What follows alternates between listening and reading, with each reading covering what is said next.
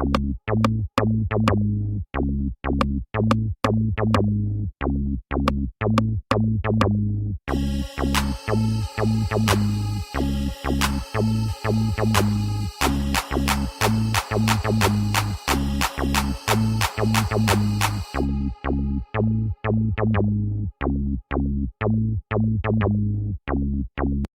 used to be fueled on like passion and like, empathy and being able to put yourself in people's shoes and shit. Now I'm fueled on spite and hatred, bitterness, anger. I used to ride hard for FFG, but I've been off of YouTube for like a couple of months, and I come back to this, and I just can't watch somebody who talks that way about a child being a mother. I can't. You posted Child P in the Beezer Discord in 2021, and it got nuked. How motherly. Nikki P saying FFG chose to hide CP from authorities is wild. Nikki P's a dumb bitch who spews crazy, fabricated, defamatory allegations out of her sloppy... Shut up. Shut the fuck up. ZM being called out by Gorl not for doping up his dogs and refusing to get it proper treatment. The lie detector determined that was a lie. Not for abusing his boyfriend to the point the guy needed an emergency GoFundMe to run from him. The lie detector determined that was a lie. But because he talks shit. This community is a joke and you hoes are clowns. She's just so pathetic. She has nothing. Hey animal / boyfriend abuser, people don't leave a decade-long relationship needing an emergency GoFundMe unless they're running from abuse. He had to run from you. Go get help, basket case. Also, stop doping up your dog and get him proper treatment. You made a fool of yourself. You don't know fuck all about me. You want to believe a mentally ill drug / booze / gambling addict because you're a dumb fuck. A list of things we know about you to be true, but you keep lying about. 1. You dope up your dog instead of getting it treatment. 2. You abuse Noel. Eat shit. Lying and trying to use that as an excuse for all of this is a joke. Hey, blank. You gonna explain what you were doing with your teenage student in your car, parked alone, in the middle of nowhere? Why you were fired for it? And why did you run all the way to Hawaii to hide what you've done? Can't run forever, junkie.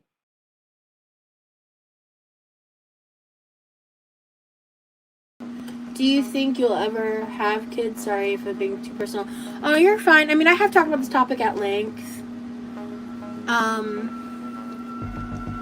If it were to happen accidentally, I think I would roll with the punches. I don't think I'm gonna go out of my way to try on a personal level, but I also feel like if it were to happen because it was meant to be, then I don't think I'd be a bad mom.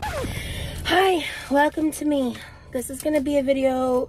This video is a lot for me. Today is an emotional day for me. When I went through my breakup that I've talked about in the past, I didn't just like go through a breakup. I lost like honestly a lot more than that. You probably remember I used to have and I'm saying the child and this child, and I'm using gender neutral language because in the time that I knew them, they came out as non-binary and came out in like other ways, and they're very publicly out, so it's okay to talk about it. When I moved back, I accidentally found out that they were planning to come out. I had gotten access to their email.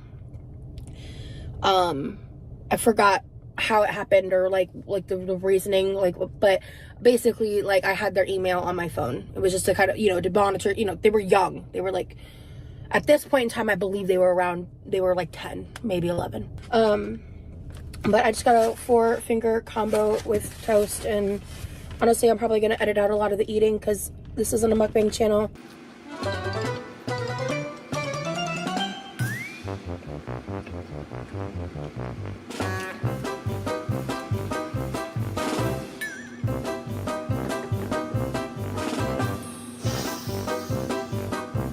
Yeah.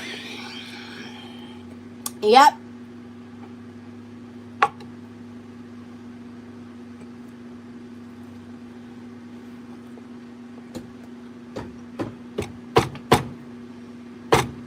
prior to that, like, I had been pretty involved in this child's life, but it was a different level when I came back, especially because I wasn't working at the time. I was just too disabled to function in any capacity at a job. And something I've known for a while now, like even when I was actively job hunting, my symptoms and my issues are to a point with where I'm at right now in life. I know that if I can land a job, I won't be able to keep it long term.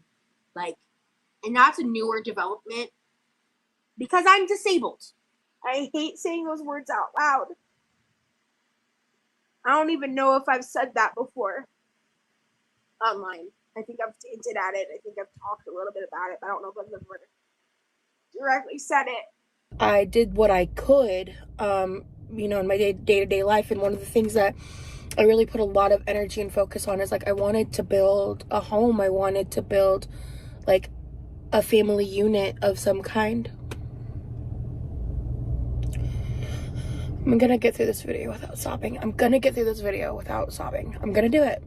Because when I left, this child wrote me a beautiful letter where they told me that I was more of a mom to them than their mom ever was. That they were so excited to see me again when they came to Florida, and that never happened. That they would always love me. And then, within a year or so, one day I get a call out of nowhere being told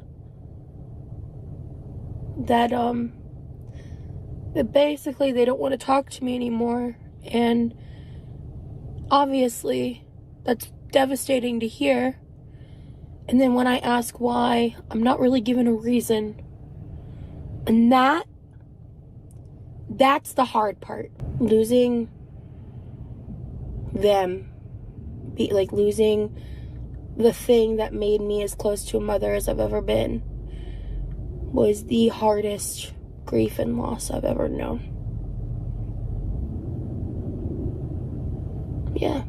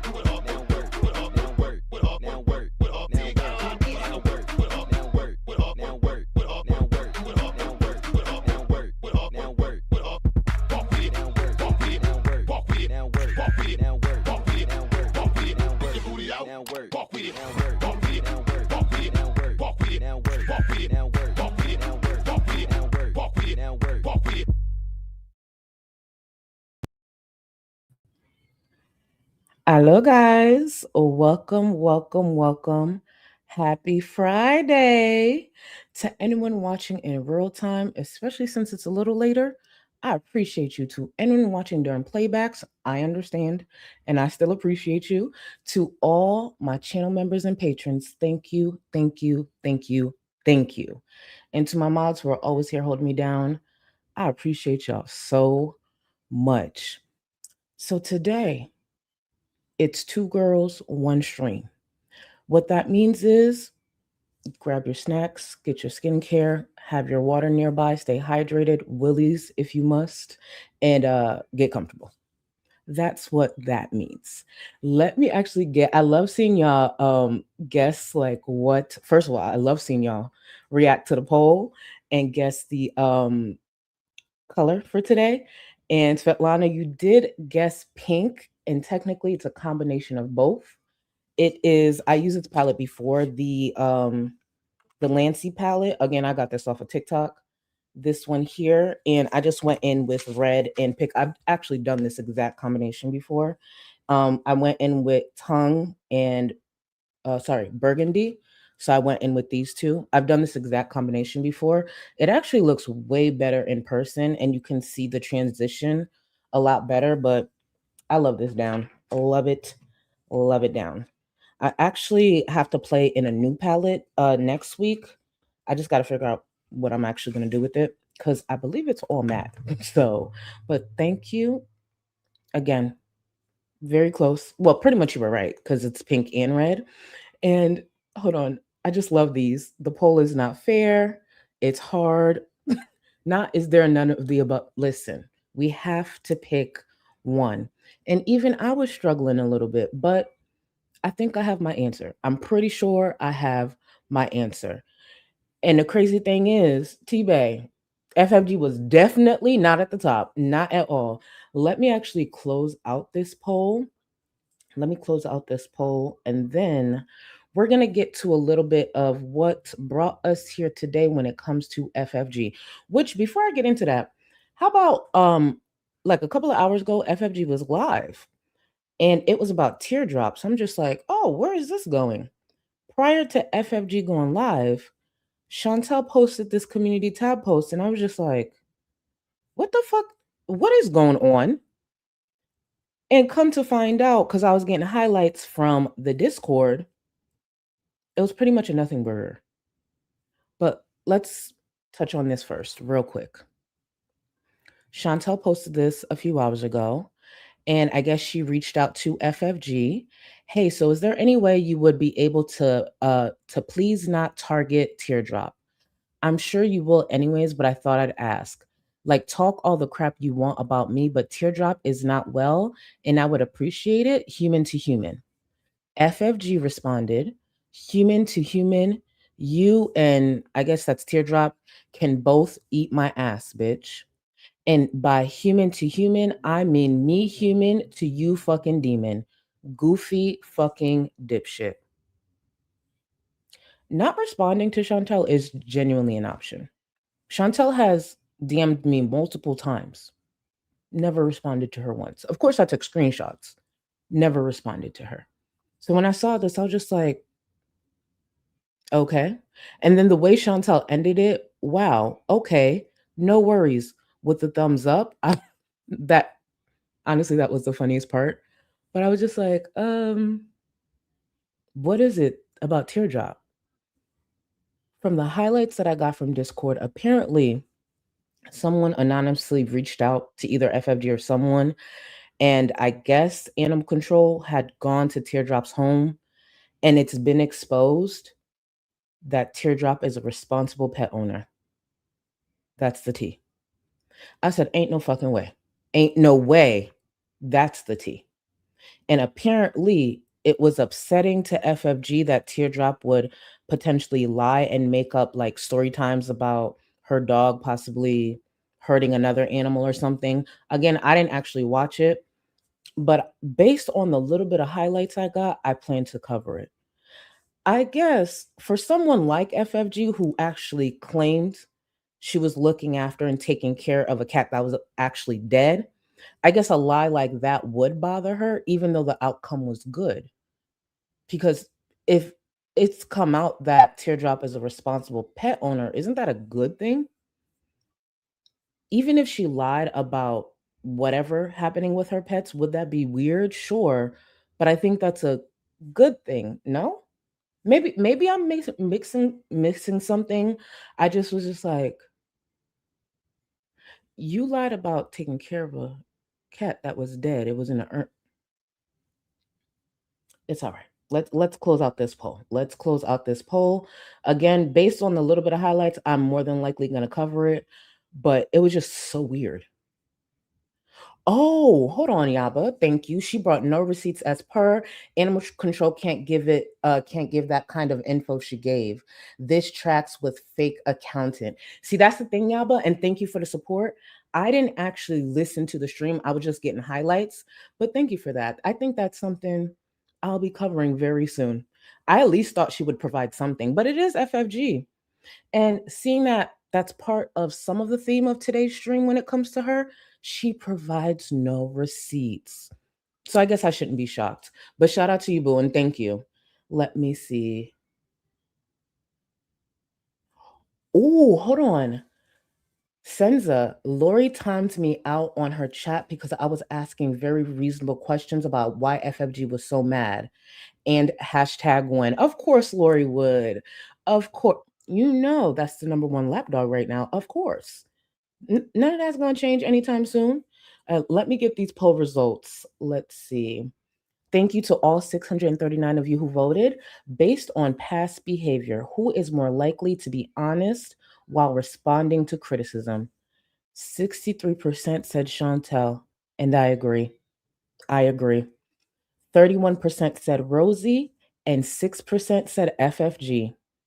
FFG, you've been losing a lot in these polls. And it's the community that's voting. Ain't that something? Oh, actually, let me run this back real quick and make sure I say publicly to the YouTube Underground. Yaba, you were correct. You were correct. I was wrong. Sometimes I do forget who the fuck I'm dealing with. But y'all, how about Chantel went live today? Talking about it's a possibility, it's on the table that she'll be moving to Syria because she already announced that, she's not renewing her lease, she'll be moving. And Yaba was saying just the other day in the support group, like, I think it's going to be Syria. I think she's going back. And I'm like, I don't see it. I don't see it. I'm here for it. I don't see it. And even if she did, it wouldn't last. And here goes Chantel ass today in that kitchen talking about, yeah, she's contemplating Syria. She apparently feels bad for the thousands upon thousands that were raised for her to move back to Canada. But she made sure to also mention, hey, if anyone wants to donate to this move, she has a PayPal. Okay. You know what? That's just what it's going to be. That I shouldn't be shocked, but I was just like, ain't no way. But it's Chantel. So here we are.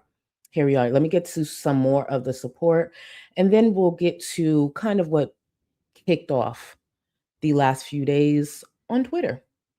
And just another example of FFG making claims that she does not back up with receipts. And seeing that she's been exposed to the liar that she is, it would be wise on her part, especially when throwing out disgusting claims, while then turning around crying defamation. Girl, are you stupid? The amount of shit she's lied about. Okay. Look at my body. Welcome. And thank you for joining the Gold Cluster. I appreciate you. Pharaoh Girl, welcome, boo. I think welcome back. Actually, look at my body and Pharaoh. I believe you both were members. Either way, I appreciate you. And welcome back, boos. Let me see. Moss 3, thank you for 3 months listening while at work. I appreciate you. Thank you. Thank you for the 3 months. Let me see. Cautious observer. Stoned, fat, and spiteful is no way to walk through life, Big Sig. Seek help. No. What was the name that support group? I believe it was Spiteful Pinky Jean. I believe they called damn it, what did they call FFG? I have to remember it. And it was so funny. Why the hell is this slipping my mind? If anybody from the support group remembers what they had called FFG, I was actually dying. I should have screenshot it. That's my problem. That's my issue. Let me see. Q, thank you so much for the support. Got my law textbooks ready for this one. Oh, baby. Please, mind you, educate me. I just cosplay as an attorney. You know I'm not really one. So here we are. Pint, thank you so much. AFAB, non-binary here. Non-binary being here. Go to bed, Rosie. Oh, you know she stays in that bed. She actually needs to get up out that bed. That's the truth. And thank you for the support, boo. Let me see. Oh, I wanted to make sure I grab this. Geek, I did see this message in chat. Can't stay due to a break from Girl World, but coming to send love at the beginning of the stream. And I appreciate you. Anytime y'all need to take a break, do what y'all got to do because I respect it. Because when I got to take a break, I make no excuses. Let me see. Media After Midnight, thank you so much for the support. I actually saw this and I knew what Charlie, as a born and raised Houston, I feel compelled to call you out on the Southern accent attempt yesterday with love, but still, girl. Can I just tell you, Media After Midnight, I was dragged for hours after that stream. Anytime I thought it was safe to go back in Discord, I was still getting dragged.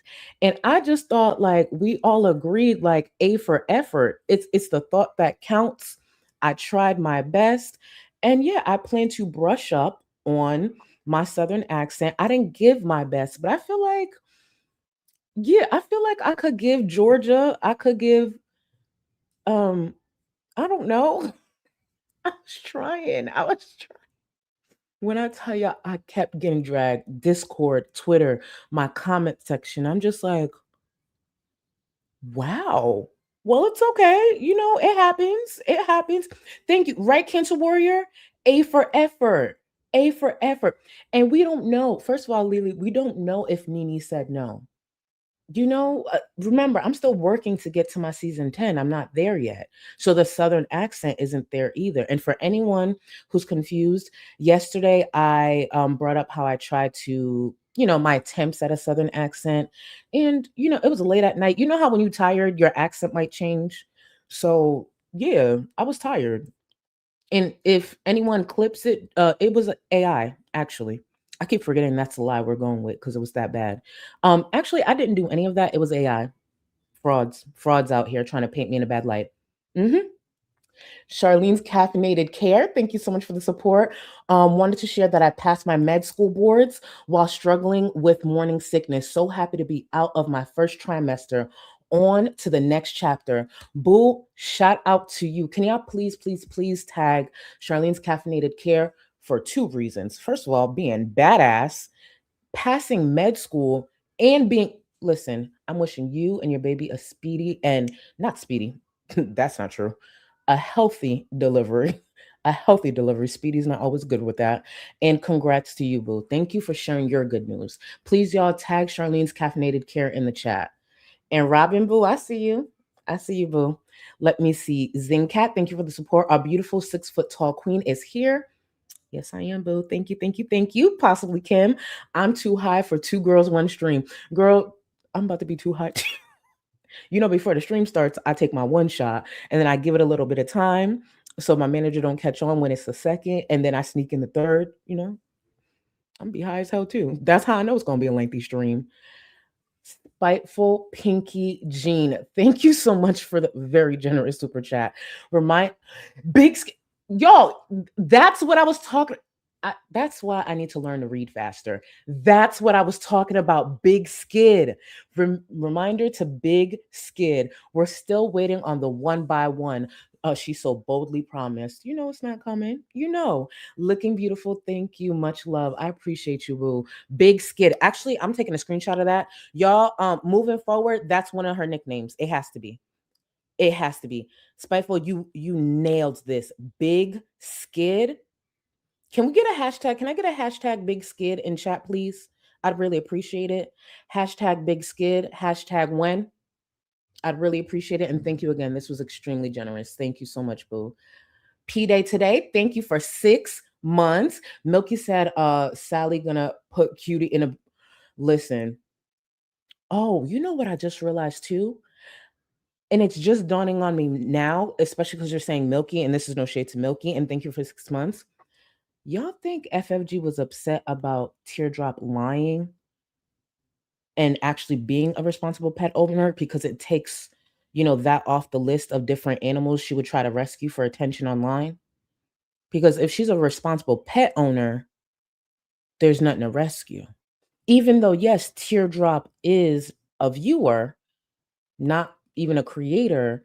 Listen, for desperate times, call for desperate measures, especially for a scammer like FFG. She probably thought there was a chance that she'd be able to rescue the dogs, cats, whatever Teardrop got, and come to find out, no, she's actually pretty responsible. I just realized that. Sucks to suck. Poutine Chillin', welcome, boo. Welcome back to the Gold Cluster, because I do remember you were a member before, but welcome back. Let me get this refreshed. And then we're going to get started on some of the stuff that I wanted to go over, especially when it comes to Twitter, because one thing about FFG, she going to tweet. She can't help herself. She going to tweet, and there's always a high probability she'll be throwing out some disgusting ass claim that she doesn't back up with any type of receipts. But here we are. But welcome, boo. Welcome to the Gold Cluster. Cabero, thank you so much for the gifted memberships to all the new members. Enjoy. I appreciate you, boo. And we locked in. And thank you. I appreciate you. Shelly Ray, welcome back. Welcome, welcome, welcome. I'm going to continue with the support in a second. I just want to get started when it comes to FFG and just some of the stuff we need to talk about. Now, earlier, I was going through, all my receipts, and I was like, God damn. Based on the things I want to talk about, it's a few receipts, but I feel like we'll get through it. We'll get through it. So for anyone who's not on Twitter, I understand there's a lot of people not on Twitter. One of my favorite things about Twitter is the fact that people like FFG, they tweet without thinking. They just get to tweeting. And when she had tweeted a response, and I'll show y'all where it all started. When she had tweeted a response to another creator on the platform, Nikipedia, I was very confused by her response. I was very confused by the wording, but seeing that it's FFG and she has very little self-awareness, it wasn't shocking. So this here, there was a viewer by the name of Forwick who said, Nikki P says FFG chose to hide CP from authorities is wild. And FFG's response is, Nikki P's a dumb bitch who spews crazy, fabricated, defamatory allegations out of her sloppy, drunk mouth while actively supporting the unfit mothers. And she goes on to once again talk about that child, that victim. And one of the things I wanted to make sure I highlighted today is to make sure I give a pretty good timeline of when FFG actually switched up when it comes to Yaba and Sam. Because anybody who's been paying attention to how FFG responds to criticism when it comes to her now weaponizing that victim and everything that happened to the victim, one of the things she likes to say is, oh, I didn't know about the obituary. I didn't know about the obituary. Well, for anyone who's been watching me for a while, I say I watch things through in silence all the time. From the moment that tragedy became public, I followed it. There's a reason I piped up when I did. I need to see certain things for myself. Even the creators who disgustingly did streams about that young victim, a topic that didn't need to be on the internet and shouldn't be on the internet, I watched it. And I'm talking about Belinda. I'm talking about Gaining Ground. I'm talking about Yo Mama. I watched it. I said nothing. Now, when it comes to the topic of this obituary and how FFG is trying to frame it like, oh, well, I just found out about the obituary, so that's why I'm speaking up now. That's a lie. And I'm going to show you how that's a lie.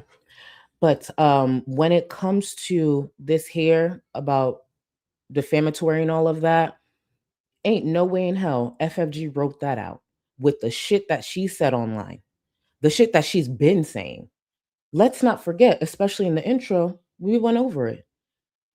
FFG has been sitting on her fucking platform for how long, claiming that Zachary Michael has abused not only their dog, but their ex-partner. That's a fucking lie. And have we seen a receipt yet? No, right? Okay, that's right. I want to take a look at a tweet that is a response to someone from just a few days ago when it comes to FFG. And there's a pattern here. There's a few patterns when it comes to FFG. So as you can see here, Cornerstone Cali took a screenshot of Kristen. And Kristen, who is a viewer of the community, Kristen's account on Twitter is actually very popular. She archives a lot. She has a lot of receipts. She's very organized. She's very popular amongst the community. And Cornerstone Cali had taken a screenshot of Kristen's tweets because Kristen apparently, according to Cali, might be true, of course, has her blocked. So I want to take a look at Cali's response and then FFG's response that followed. So Cornerstone Cali said, "Unblock me then, you scared cunt ass bitch. You and the rest of them miserable concubines in these comments." Oh, I didn't know we had concubines around here, but holla, hey y'all, enjoy yourselves. I know that's right. But here goes FFG responding to Cali. Not Kristen, aka EG, who had the Beezer Discord where CP was posted under her watch talking shit.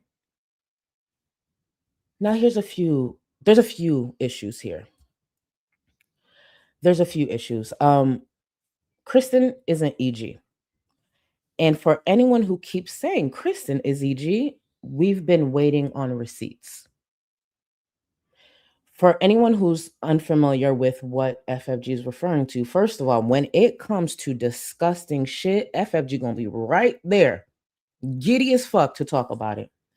Now, it was actually last year that FFG had responded to a viewer, Gucci. I'm just gonna call her Gucci. It's Gamer Girl, but Gucci, same thing.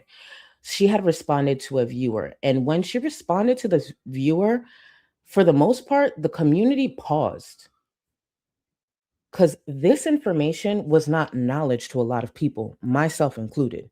So when I saw FFG tweet this, I was just like, what the fuck is happening? And I wasn't the only one. Yaba was like, huh? Sam was like, excuse me? To the point that Sam pretty much immediately went live to discuss it because where's this information? And how long have you known it? Let's take a look. So this was back in April of last year.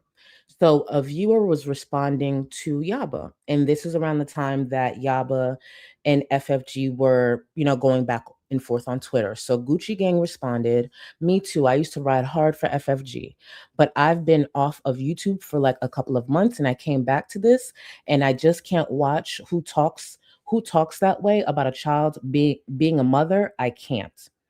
FFG's response: "You posted child P in the Beezer Discord in 2021, and it got nuked.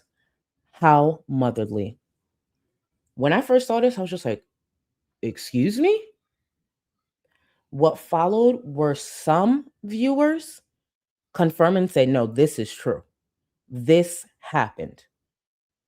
I wasn't there. I didn't witness anything. And the truth is, when it comes to a topic like this, any receipts would actually be illegal. But what I do trust is the word of someone within the community who hasn't been exposed for being a compulsive, lying ass, scamming ass fraud like FFG. So thankfully, there was someone trustworthy within the community that did call it out. And I want to see if I can make sure I bring it up right here. And that person is actually Kristen. Kristen apparently, and again, Twitter's big. I miss a lot of things. Kristen was actually calling out Gucci Gang Girl a while ago. And let me show you. So Kristen the other day quote tweeted an older tweet of hers where she is calling out this account because apparently this Rebecca person is also the Gucci Gang person. And a lot of people didn't realize, I'm going to use the words that Yaba uses, she just rebranded. So a lot of people didn't know that was the same person. But once Kristen caught on, she was like, oh, let me call this out. Similarly, I'd like to remind people that this is the rejected Negs fangirl who allegedly posted CP in his Discord server so that she could report it to the FBI. She also might still be a VIB, which is damning enough in itself, to be honest. And Kristen, what she quote tweeted the other day is, since some people are inventing ways to rewrite history today, here's an actual receipt that shows I've been calling out Mistress Rebecca slash Gucci Gang Gamma Girl for years. And I want to actually make sure I grab that. Blush face, I started thinking that. I was just like, wait, Gamer Girl, that's a name we hear a lot. Isn't that the name of one of Rosie's mods? To be clear, I have no clue if they're connected, because I don't think Gamer Girl is that unique of a name. But seeing that we hear a lot when it comes to Rosie, I thought that, I was like, wait a minute. And they're very active. And I don't believe someone like Mistress Rebecca, Gamer Girl, is someone who easily leaves the community. People like her stick around and just rebrand.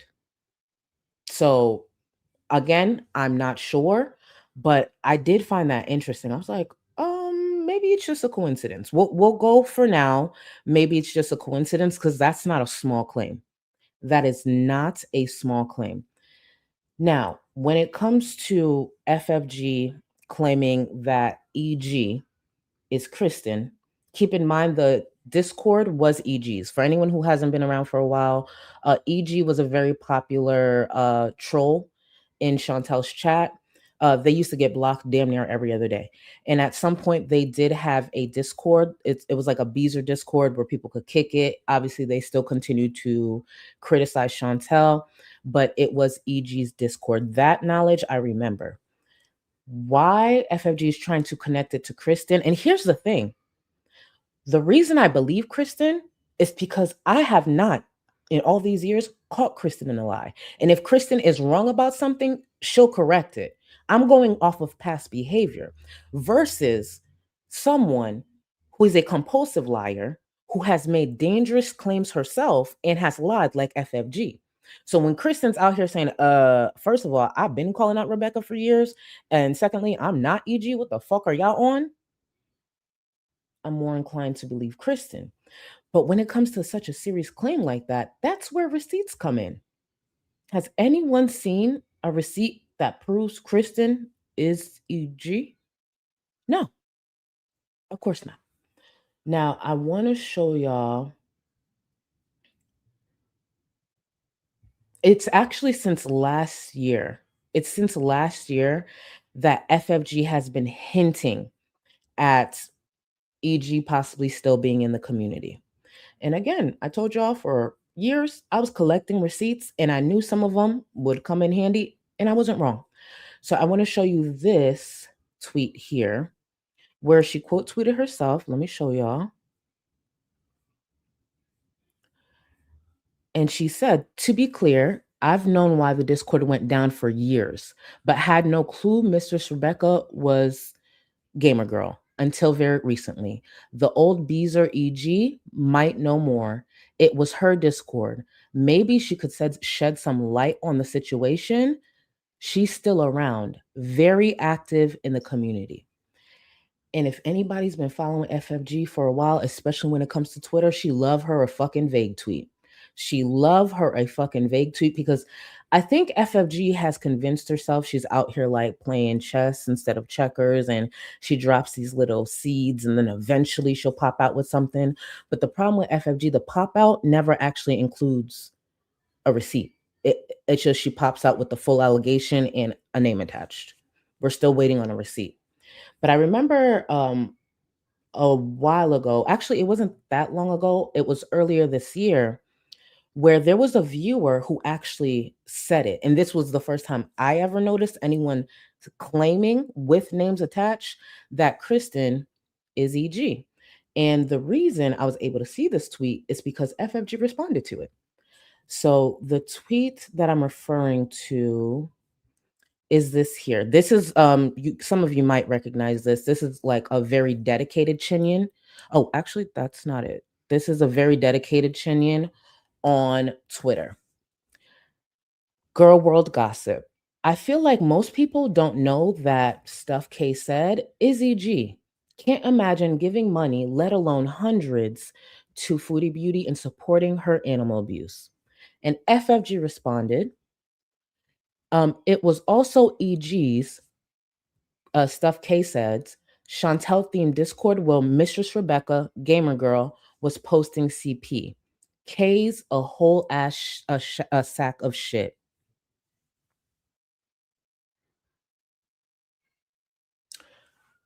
I'm still waiting on a receipt where Kristen, Stuff K says, on Twitter is EG. And I would just like to point out, let's just say, I'm just going to speak on the facts that we do know. This is EG's Discord. As the owner of the Discord, all EG could do is make sure that they report Mistress Rebecca and shut the Discord down. At least that's what I'm thinking. And keep in mind, they're a troll, they're a viewer. If possible, make the community aware. Now, where we run into a lot is a lot of people are questioning, first of all, how long did you have this information and why is it coming up now?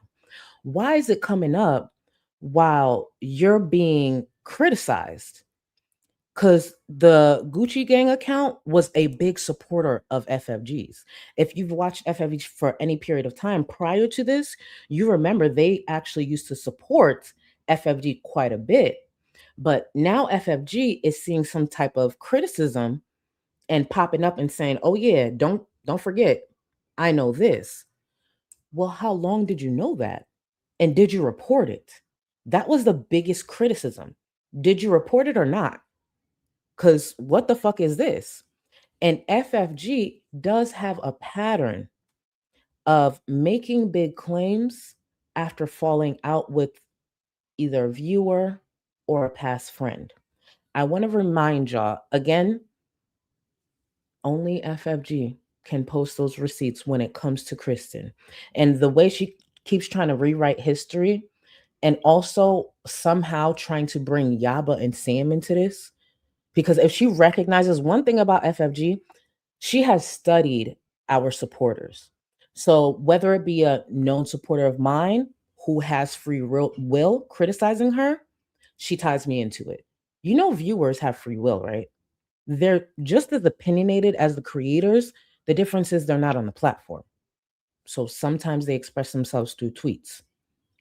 And the way she tried to tie it back, I was like, of course, because it is FFG.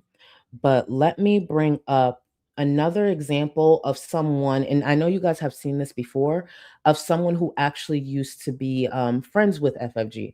If you remember, throughout my, pretty lengthy catalog of calling out FFG, there was a viewer who she had posted their mother who has passed and their brother as well. So that viewer was also someone who pretty much, this is what FFG said. Oh, actually, I did not censor this correctly. I did not censor it correctly. So I'm actually going to read it out because I intentionally censor it out because I do not want to continue doxing viewers. But actually, let me see something.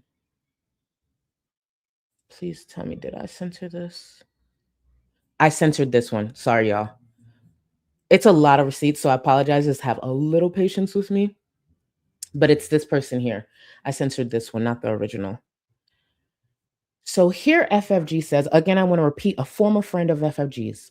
Hey, blank, you going to explain what you were doing with your teenage student in your car parked alone in the middle of nowhere, why you were fired for it, and why did you run all the way to Hawaii to hide from what you've done? Can't run forever, junkie. And of course, again, girl world gossip. Y'all noticing a pattern? Hold on, let me just remind y'all. Y'all noticing a pattern when it comes to FFG and her chinians? Actually, I'll continue. Girl world gossip replies, and the reason that is censored and you can't see it, that's the friend's ID. I don't know where it was posted. I'm assuming the Discord that they shared, because remember, FFG had a pretty small Discord with the most loyal chinians in it. And that former friend was in it. And I'm assuming that's where Gorl Gossip got it. So that is the docs information with their ID. That was the reply to FFG. So I made sure to censor her docs name and censor the ID. Now, my thing is this. PP, right? And I know it sounds funny saying that because that's the former friend. PP was a former friend of FFG's. When it comes to this information, when did she find out about it? And why is it public now that they're going back and forth? Their friendship ended around this time. They're going back and forth saying nasty things to one another. FFG is posting about, her dead mom, about PP's dead mom, her brother, claiming that her brother, who was an addict, must have, the addiction got to him. If you've been watching my catalog on FFG, you remember the specific receipt. When did she find out about this alleged thing, about her being in a car with her teenage student? I would like to remind y'all that's not a small claim. The reason I bring this up, and to be clear, when it comes to Mistress Rebecca and everything she did, allegedly did, fuck you. But FFG has a pattern of knowing a lot and only piping up and exposing it when when the person's no longer useful. Whether it be she cannot control them any longer, or they made a decision that she no longer likes, then these huge claims come out. It's just like, what the fuck? And also, was it a problem before or is it a problem now because they did something you don't like? I have another example of FFG making a lot of claims. I'm going to point out, normally, not providing no receipts. This next example, there were receipts, but I want to point out FFG blasted it once this viewer ended up in a creator's chat that was criticizing her. That's when it came out. And I have the last few exchanges that FFG had with this viewer. And in that moment where FFG could have said, hey, I have this problem with you being racist, FFG didn't take that route. For anyone who remembers Rad Plaid, we're going to go over just a few receipts. And the last conversation they had, which I don't feel a lot of people have covered, but because it's me, I was taking notes for years. I just didn't tell anyone what notes I was taking. So when it comes to Rad Plaid, if you're on Twitter, you might remember FFG tweeting this out. And it confused a lot of people because Rad Plaid had been a long time viewer in support of FFG. So people were like, the fuck? What happened with Rad Plaid? FFG had went live to explain, hey, Rad Plaid was using this disgusting language, being racist. To give more context, Rad Plaid was using the B slur that's attached to Mexicans. Rad Plaid was using the B slur. Rad Plaid is not Mexican. And I want to be clear, yeah, it's fuck Rad Plaid too. See how you can criticize multiple things at once? Like, yeah, fuck you. But also, wait, it's a problem now that Rad Plaid ended up in someone's chat, a creator's chat that actually criticizes you. Interesting. Let's take a look at this here. Rad the racist should spend less time lying about being a lawyer and more time trying to pass the bar that she keeps failing. Insider info. And the reason it's insider info is because Rad Plaid and FFG were pretty tight.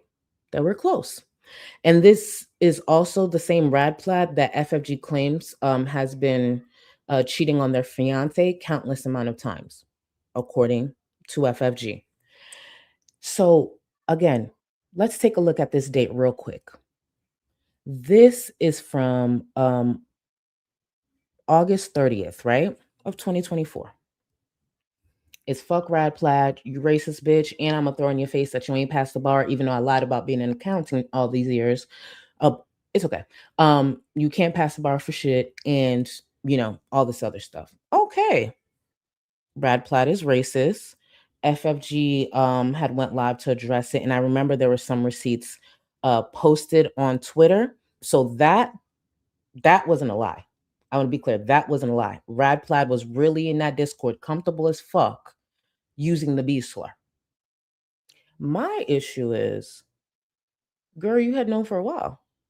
And even when Rad Plaid had gone to FFG to say, hey, things seem a little funny, I just want to come to you and make sure we're good, FFG could have said right then and there. Because there's nothing wrong with talking to your friends privately. That's what I do all the time. If you do something I don't like, no matter the degree, I'm gonna come to you. So that was the perfect opportunity to be like, yeah, girl, I saw the slurs. I saw the racism. Bitch, I can't fuck with you. Bye. That's not what FFG said, because one thing, well, one of many things that stands true is she is the biggest pussy in this space that I've ever seen. And I said that to y'all years ago. Even privately here, FFG couldn't keep it real. Let's take a look. Let's take a look at how FFG responded to her friend when her friend felt something was a little off. Did I do something to you? Did I do something to you? Let's take a listen. Frenchie, if we have a problem, can we talk about it? Like, I'm not even sure what's going on. I don't know if you're pissed at me or whatnot. I'm just trying to understand honestly. And this has nothing to do with being unmodded. You pinned it in chat, that's whatever. I need space and I'm distancing myself from the internet. For me, because I need it right now. I'm sick to death of it all. I need a break before I break down. I'm sick of it all. It's not about you. I don't know who to trust at all anymore, so I'm being guarded with everyone. It's what I do. That's fine. There's just a lot happening in your chat, and it's directed at me, which is fine. I can handle it. I was just curious and wanted to make sure I didn't upset you or something. Take care of you first, girl. That's all we can do. I've got 6 people in my DMs right now thinking it's about them. I'm tired, man. I have nothing to give right now, and I feel like everyone's pulling at a piece.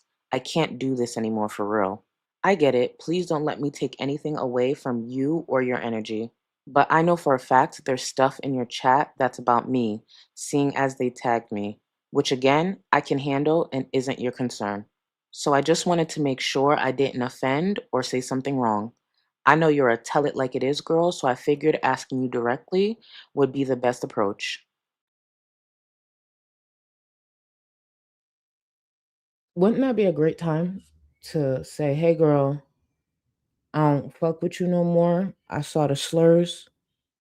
Instead, FFG waited until she did something she didn't like and then said, hey, it's not you. I just want to back away from a lot of people. Wouldn't that be a perfect opportunity? I think it would. And I just realized I missed something and I just want to make sure I highlight it. This is again, it sounds funny, but the PP Poo account, the viewer that is related to this here. And if they're going to speak, I want to hear them out, especially seeing that FFG does have a habit of simply lying and never providing receipts. So I'm going to read it out. Hi, just popped in. I didn't talk shit about her mom. I never been in a car with any student. Thanks. And I apologize. I didn't catch this comment sooner. But again, so FFG will make huge and dangerous claims, provide nothing. In a lot of cases, for a long time, it ruined these people. She easily did it with viewers because viewers don't got this platform. And she tried it and succeeded with some creators. One of the reasons we pipe up sometimes when it comes to viewers and FFG going at them is because I know FFG does it because they don't got a platform. I don't give a fuck if Kristen got a platform or not. Guess what? She gonna have mine tonight because I could speak. I don't even need to speak to Kristen to point all these out because I've been having these receipts. So Kristen may not have a platform, but there's a creator who actually believes Kristen and could provide a pattern and show a pattern when it comes to FFG. She thought she was gonna bark and do what? To Milky not too long ago? Shut that down.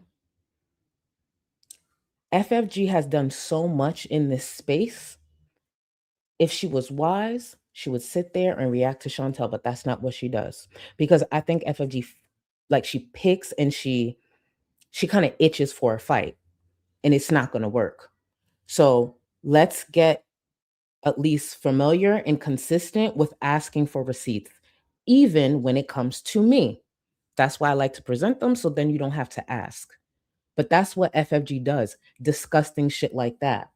Now, we covered, Rad Plaid and everything that happened. I want to make sure, because there was a few receipts I pulled up, yeah, because I was just like, it's a pattern here. It's a pattern. It's disgusting. And when it comes to this tweet of FFG talking about defamation, which is pretty much what gave me the idea for this stream, at least FFG's portion, this never made sense based on everything she's been saying about Zach. And we've seen it. Let's see. For example, like this here. Hey, animal/boyfriend abuser. People don't leave a decade-long relationship needing an emergency GoFundMe unless they're running from abuse. He had to run from you. Go get help, basket case. Also, stop doping up your dog and get him proper treatment. Only for FFG to follow up with a tweet like this about a couple of weeks later, talking about crazy, fabricated, defamatory allegations. Bitch, are you dumb? Are you dumb or stupid? The fact that FFG typed that up and posted it, knowing the type of fuck shit she has said through the years, to the point that she still has a viewer who's still now in my chat saying, hey, I have never been in a car with no kid. Kristen saying, hey, I'm not EG. I knew about this and I've been blasting this bitch. I'm not EG. And a lot of us on Twitter is like, girl, can you provide a receipt? You make a lot of serious claims, no receipt. And the unfortunate thing for FFG, a lot of it ends up being projection, bitch. I've showed the clips where she's so giddy about how her and her ex used to abuse one another. I've showed the clips where FFG claims at one point she was giving her dog who passed 21 pills. 21 pills a night or a day, excuse me. Like, the fuck? Let me get caught up on some of the support, and then I'll continue with a few other things. But seeing that FFG just likes giving me content, it seems like we'll be right back here to talk about whatever she thought this was when it comes to Tracy. I mean, sorry, Teardrop. I said Tracy, Teardrop. Let me see. Pint, thank you. Look at my body. I work out. Hi, Charlie. Just wanted to say I'm happy to be here, and you are beautiful. Personality and makeup. Thank you so much. I appreciate you, and thank you for the support. Thank you. 011, thank you so much for 3 months. A silent replay viewer since 2020, checking in from the UK. Thank you so much. I don't know how to change my username, but I'm also but I'm also Charlie. Can I get a hey boo? Hey boo, hey Charlie. If you said, yeah, you're also Charlie. Hey Charlie boo. Hey honey, and thank you for 3 months. I know some of y'all stayed up a lot later. You already do it with my 6:45 streams. So I know today was pushing it, but I just did not want to rush. Today was a semi-day, but I just did not want to rush. Let me see. Crimson, thank you so much for the support. Come hang with me in Birmingham, and we will get that accent right, Charlie. You see, I need the assistance, right? It was to the point. So Olivia, for y'all who've been around for a while, Olivia in Discord, Olivia did a voice note for me. The amount of help that has been offered off of that Southern accent. And here's the thing. I know I sound horrible. I'm trying my best. I just can't promise. If I hit a 3rd shot of Willie's, I can't promise what I'm going to give y'all. I might give y'all a Southern accent, go back to my regular accent, and maybe start speaking Creole. I don't know. So when the third Willie's hit, and I'm not even on the second one, but when the third Willie's hit, just no promises. Just stay with me. The point is, and I'm trying. That's what's important. I'm trying. I could just see it now. They're going to drag me. Peyton Curry, thank you. Listening in at work, but always clocked in to help paint. Tap me in when you need me. Oh, you know what? I got you. Thank you. I got you. Because there's a few requests I'm gonna have for you because I do love the way you paint. And thank you, Fit and Curry. Thank you for the support. Let me see. Oh, Shayna, thank you so much for gifting the membership to the new member. Enjoy. Remember, even with gifted memberships, you have access to the Discord. So get in there. There's a lot of amazing threads. A lot. FFG's thread's one of my favorite. And she announced once again the other day she'll be starting Rosie soon because she really hates her and she can't stand her. It's just like, girl, you don't actually have to hate somebody to criticize them because she made sure to emphasize it's going to happen on Kick so she could be right. You still can't criticize even Rosie on YouTube. You got to be that upset. You got to work yourself up that. Okay, you know what? It's not me. Just Jamie, thank you. Big Skid in January said, one by one, I'll take them all down, but instead went after stupid, trauma drop in her stories just to get a boost. Pathetic. She's looking for a boost wherever. Oh, I just remembered this one receipt that thankfully I remembered to pull out. And just Jamie, you gonna like this. Big Skid. So remember how I said earlier in the stream that what sparks this conversation once again with Kristen and FFG trying to connect Kristen to EG and then following up trying to then connect EG to just a disgusting shit. And with her tweet here, obituary, all of that, trying to tie Nikki P, who is an individual, yes, a supporter of Yaba, but has free will, has her own opinions. She really want to bring Yaba and Sam back into this for whatever reason. Because any excuse FFG can find to bring up that young child's trauma, she's gonna take it. She's gonna take it any chance she gets. I'd like to remind y'all of a few things. And seeing that we started off with FFG responding to Callie, Cornerstone Callie, I'd like to remind y'all of something that actually happened around the time that FFG was backing Yaba in a lot of the disgusting ways that other creators were trying to bring the trauma to the platform and turn it into content. There was a time that FFG said this here. I'm going to remind y'all, and I'm going to walk y'all through a few things, and I'm going to give y'all a timeline, especially since every chance FFG can get, she's going to bring this up while forgetting she's lying about the reason behind it. We know the reason, but she's lying. So let me see. I think this is it right here. There's a few. And I know this is lengthy, but I promise you it's a lot of receipts, and hopefully I explain myself correctly so you can follow. You see, FFG 0 receipts with me, I overdo it, but I just don't like anyone to be able to question what I'm saying because I show receipts.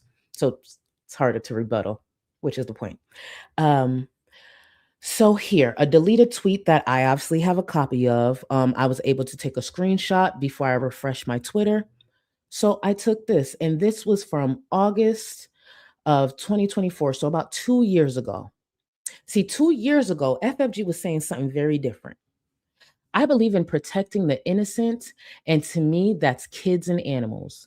If you're still watching Clifford, Belinda, Numbnuts, The Dope Addict, or any of their little entourage exploit what's gone down this week, don't watch me anymore. You're not welcome in Girl Gang. And even though FFG deleted that, I agree.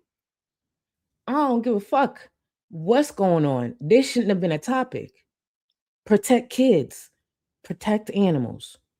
Yes, she deleted it, but she did once tweet it. I want to show you another example of FFG calling it out like, nah, this ain't right. This is disgusting. FFG has her tweet there's a lot of different creators like Gaining Grounds and others who started tweeting about FFG. Like, look at you having Yaba's back. Mind you, Yaba out here interacting with the bodega and all this shit. You dumb as fuck. You not calling out the fact that Yaba is close to the bodega and you trying to cape for her. You're disgusting. All these things going back and forth. Here's another thing that FFG posted. Protect kids and animals and fuck everybody else. Hope that's clear for all you brain dead fucks. Fuck all sides. Fuck everyone except the victims. Always. What happened to this mentality? Fuck anybody who's arguing right now. I don't give a fuck who you like. It's fuck the antis, fuck Sam and Yaba, fuck everybody. How about that? It's about that child. Leave that child off the platform. What happened, FFG? Oh, that's right. Good thing I've been following so much for years that I stayed quiet on. And I should have actually showed all this in the past. It's just a lot of things move in this, in this community. So I was just like, fuck it. Let me pull out all of it. This is actually when FFG changed her mind. I would like to remind y'all, this is August of 2024, right? Let me show you when it changed. It was December, 4 months later. How do I know? I'll show you. 4 months later, there was a viewer by the name of Her World who was in this space. Her World was a viewer who was mostly connected to the bodega. Alex at the time, Alex Glitter, AK, and Tragic. Her World, for whatever reason, I don't know she actually says it, but Her World ended up doxing 2 of FFG supporters who I believe are mods. Her World is known for being with the bodega. It's common knowledge at the time, Yaba and Sam were actually, communicating and interacting with Alex and AK.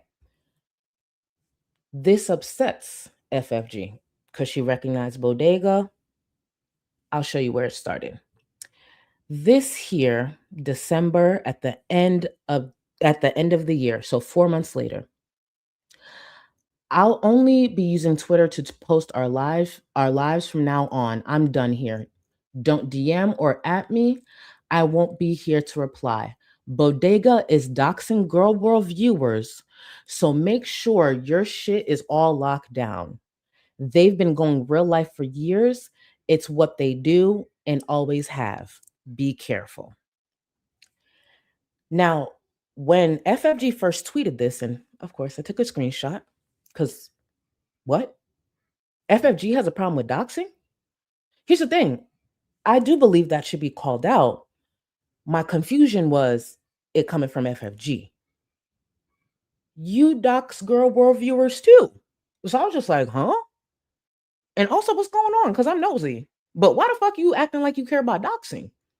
Keep in mind, at the time, I hadn't gone full time criticizing FFG and bringing out receipts. She was still comfortable right here. So she could tweet this out and not many people question her. Where now I make sure to have a catalog and keep pointing out who FFG has been all these years. There's a reason she locks down now. When it comes to replying to FFG, majority of the time, she has to be following you. Versus before, because she didn't get as much pushback, as many questions, So she said that, and I was just like, what the fuck is going on? Remember, 4 months after, defending Yaba, standing by her side, criticizing those disgusting creators who are platforming that tragedy. Well, Her World, if anyone knows anything about Her World, very opinionated. So what did my nosy ass do? I went to go check on all the bodega's Twitter accounts. Because yes, I told you, I've been following this mess for years. And I saw Her World, because all she said was bodega, and I saw Her World send something out. And I'm like, oh, what you got to say, girl? Let me know what the fuck you got going on. So this is one of the couple of responses that Her World put out there. Let me show y'all. So Her World's first response was, where is it? Sorry, y'all. Oh, right here. This was Her World's first response. LOL, what the fuck happened to FFG being rogue? Yet this battle-toad bitch goes crying to Sam and Yaba. I'm not doxing Girl World, Frenchie, which is FFG. I'm doxing yours because you fucked with mine and sent your chinions their way. And don't cry about doxing with the shit you pulling in Discord.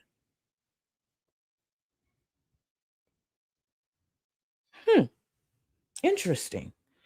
So FFG is trying to create panic. And that's the thing. I agree with a lot of what Her World said. You trying to create this, knowing damn well, first of all, you be doxing. And Her World literally says right here, admitting, like, hey, girl, what the fuck? Yeah, I did dox him, and this is why.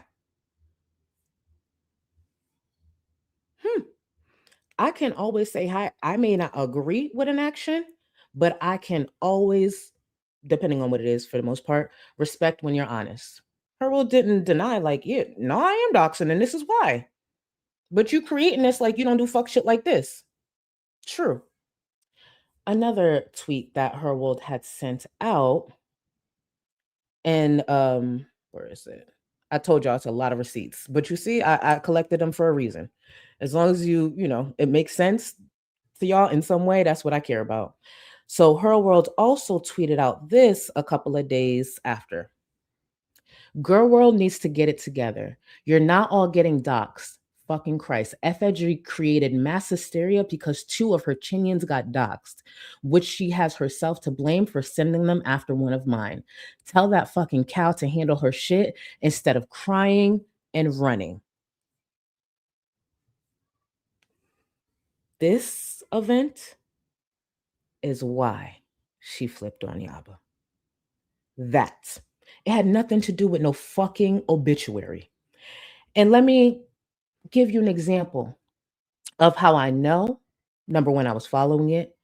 But another reason I know the obituary was actually talked about early on. It was a criticism for some reason early on.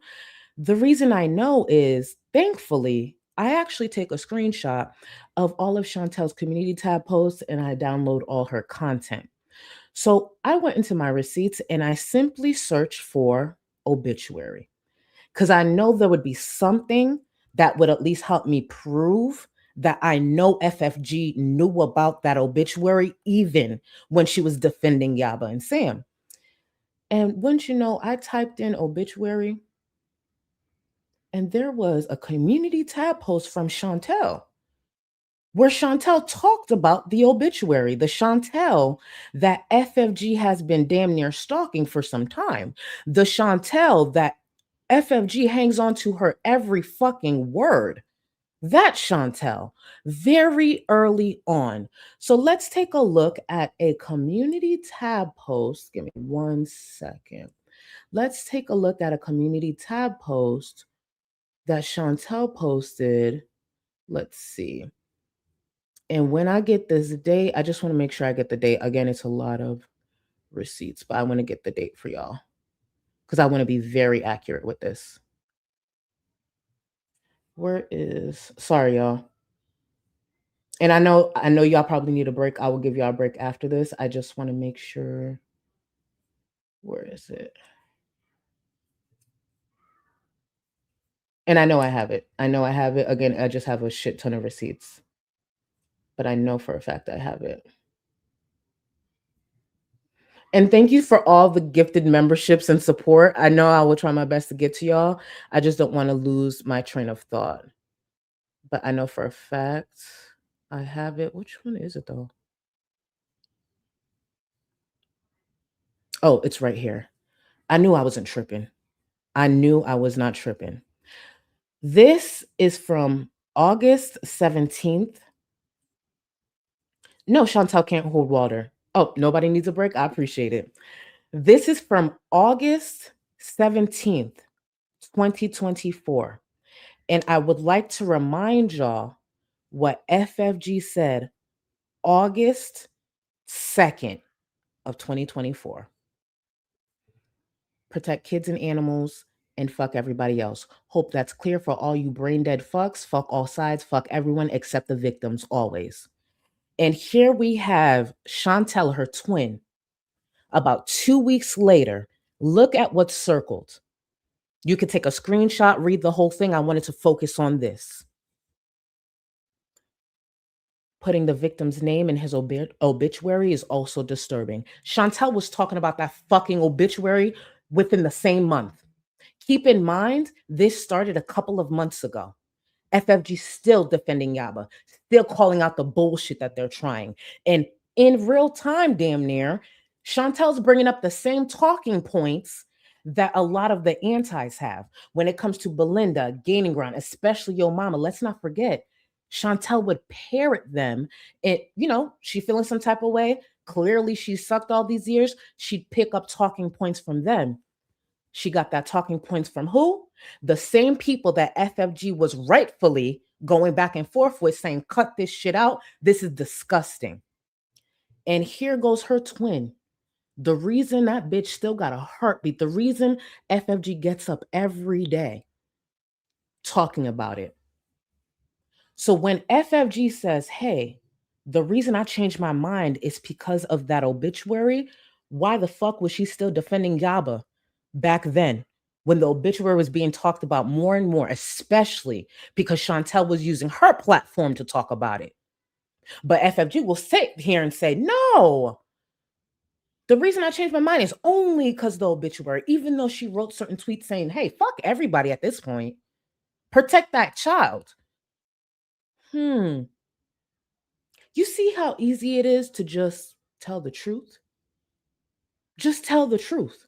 She could have said, hey, yeah, I ain't like that Yaba didn't side with me when it comes to the bodega, especially because I sided with her when it comes to that. She could have been honest.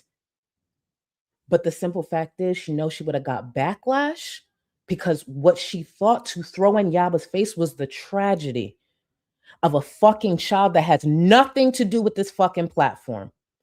That's what that's what FFG's character is. She will say the most disgusting shit when she feels wronged by you, even if she used to say something different.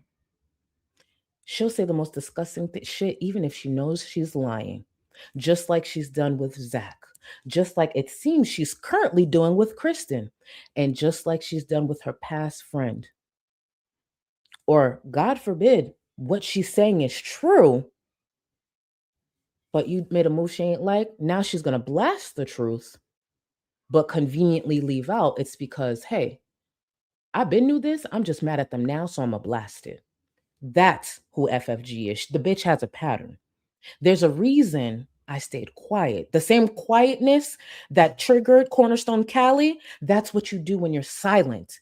It doesn't mean you're pussy. It means you got to stay silent. I want bitches like FFG to stay comfortable, so I had to shut the fuck up.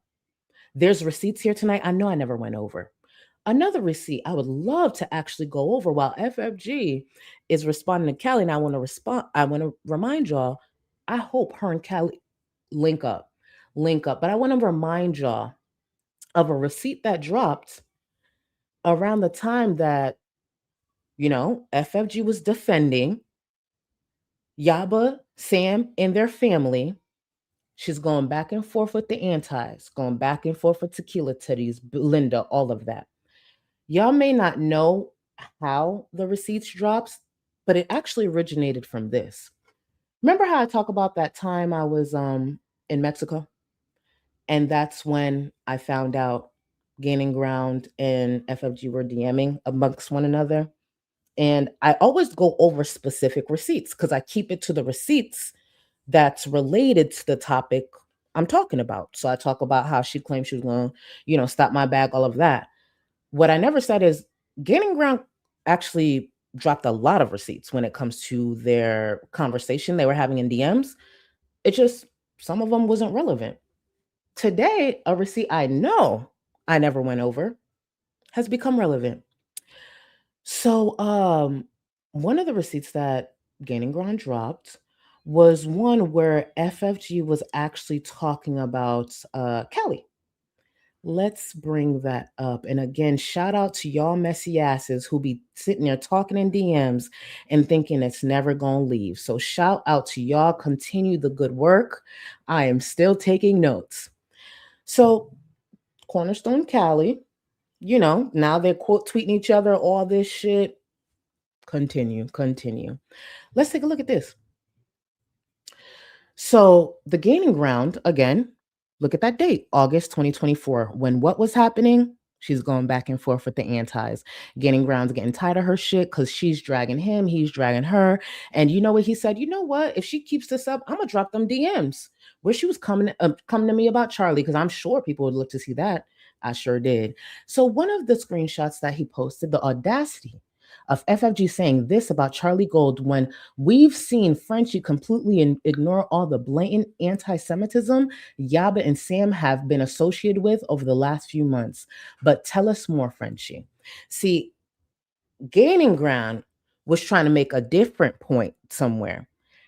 But this here is a DM from FFG. Focus on the DM. Still waiting for her video calling out Callie's transphobia and racist comment. I won't hold my breath. What's interesting about this, I wasn't actually friends with Callie at the time, and if I was, I would just go to her. If I fuck with you and you doing something online, I'm gonna just go to you. Like, what the fuck is this and what's happening? What the fuck is this? And if you've been following some of the stuff I've talked about when it comes to Cornerstone Callie, we all know how that would go anyways. I would still, speak my mind, but hello, I'd still end up dismissed. But hold on. Isn't FFG and Callie kind of chummy right now? Not FFG criticizing someone being transphobic. I don't know what she means by the racist part. I remember Callie being transphobic and homophobic, and she's continued to do that since returning. Definitely has been doubling down on that for whatever reason. FFG, are you gonna call it out, bitch? Show me how it's done. Show me how it's done. See, FFG will ignore a lot. And imagine saying this in the DMs of Gaining Ground. Someone being racist. You mean a whole bigot who she knew was behind a very racist account? Interesting. Oh, yeah, Salva. Yeah. Oh, Callie continues to be homophobic. She's disgusting. In one of her streams, I'm paraphrasing here, but when it comes to me, because I came out after Callie wasn't even around, and we had stopped being friends. So when I came out, it was after she had been done with this space.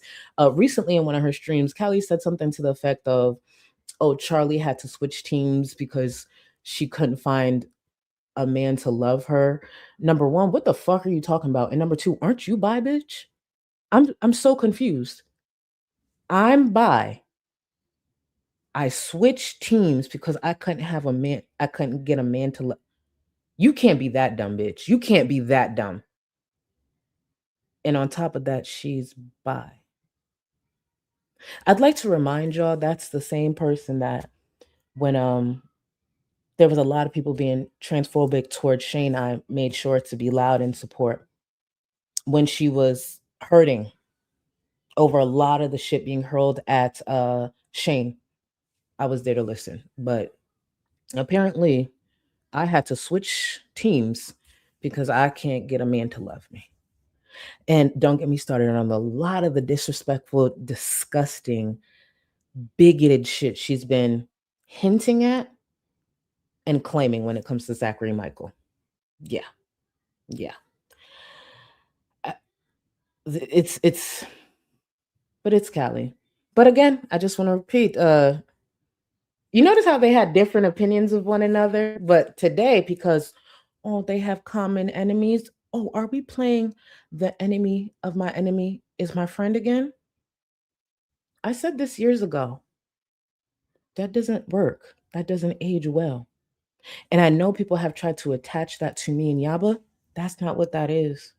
I've seen that play out. I was going to have a real conversation with her. I was going to come to a real resolution, 2 grown-ass women, and that's what happened. If it didn't end up like that, Yaba and I would not be talking today. But it went like that.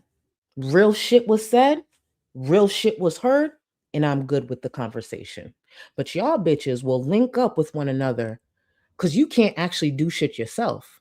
The same FFG that sat here all these years, the army of one, no, the fuck she's not. She's always needed her chinions. She's always needed somebody behind her because she could say whatever she wants on the platform. We know what FFG is, a pussy. That's why she'll have her chinions respond with people's doxes or respond to them or retweet that. She always needs somebody to do shit for her. Because let's think about it. Even when it comes to calling out other creators or some of this shit, she sucks at that too. Where the fuck are the receipts? Where are the receipts? None? Still no receipts. Good thing, at least I'm here. I could balance it out. Maybe a bit too many receipts versus none. At least now we have some balance. FFG can't do shit. And this is another example of why it was important for FFG to make sure creators like me lost support. She continued throwing dirt on them because how many people would actually take me seriously right now if you continue believing some of the fuck shit she tried to put out there? So it was very important that she was seen very differently from how she actually wanted y'all to see us. And every time she opens up her fucking mouth, even if it's down to one simple tweet like this, I could turn that into almost an hour and a half worth of content by pulling up some of the receipts that I've collected through the years. Crazy, fabricated, defamatory allegations. Bitch, shut the fuck up. Stop tweeting and try to get your daddy off of Twitter. I want to remind y'all, George is still on Twitter tweeting about me. Sir, he tweets a lot about a lot of different things, to be clear, but George will make sure he swings back to make sure he tweets about me. It's just like, oh, okay. Yes, George, I get it. My mom abused me as a child. I need to watch my back. All right. Take off the speech to text, please. I beg. I'm sure I have more receipts here, but seeing that we're about an hour and a half in, I want to make sure we can go stretch. I want to get through some more of the support and get into Rosie. While we're covering Rosie, if I see I missed any receipts, I may cover a bit more, but we'll be circling back to this for sure anyway, seeing that FFG was sitting here talking about teardrop and all the other shit. Like, I don't know why she did that to herself. I will never understand, but it's FFG. It is FFG. So what we're going to do is go on a quick break. Let me actually remove some of this. Go on a quick break. Get caught up with the support.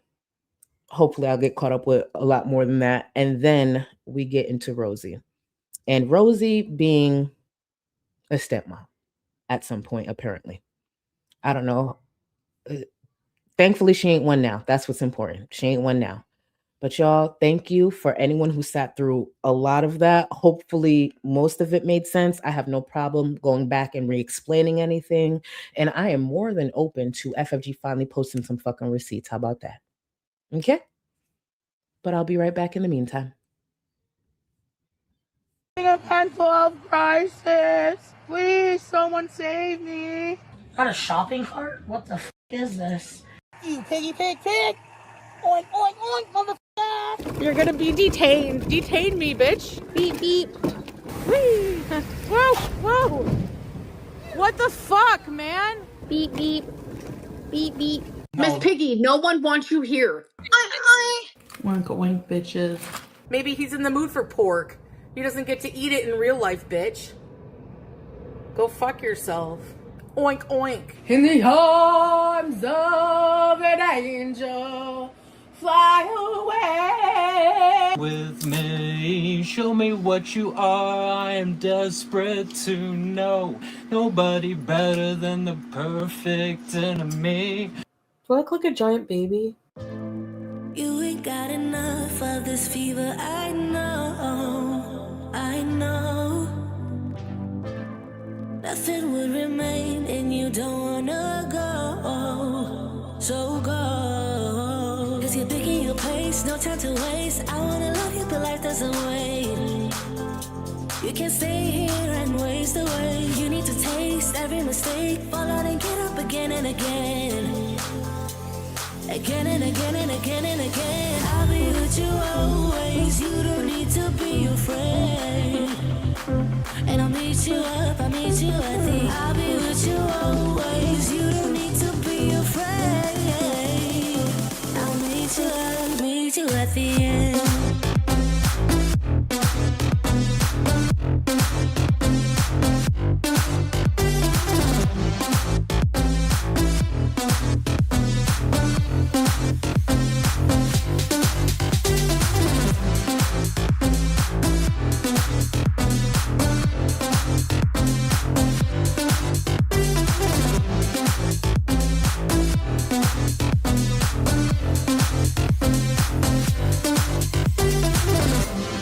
Don't you know what happens to dreams you don't follow?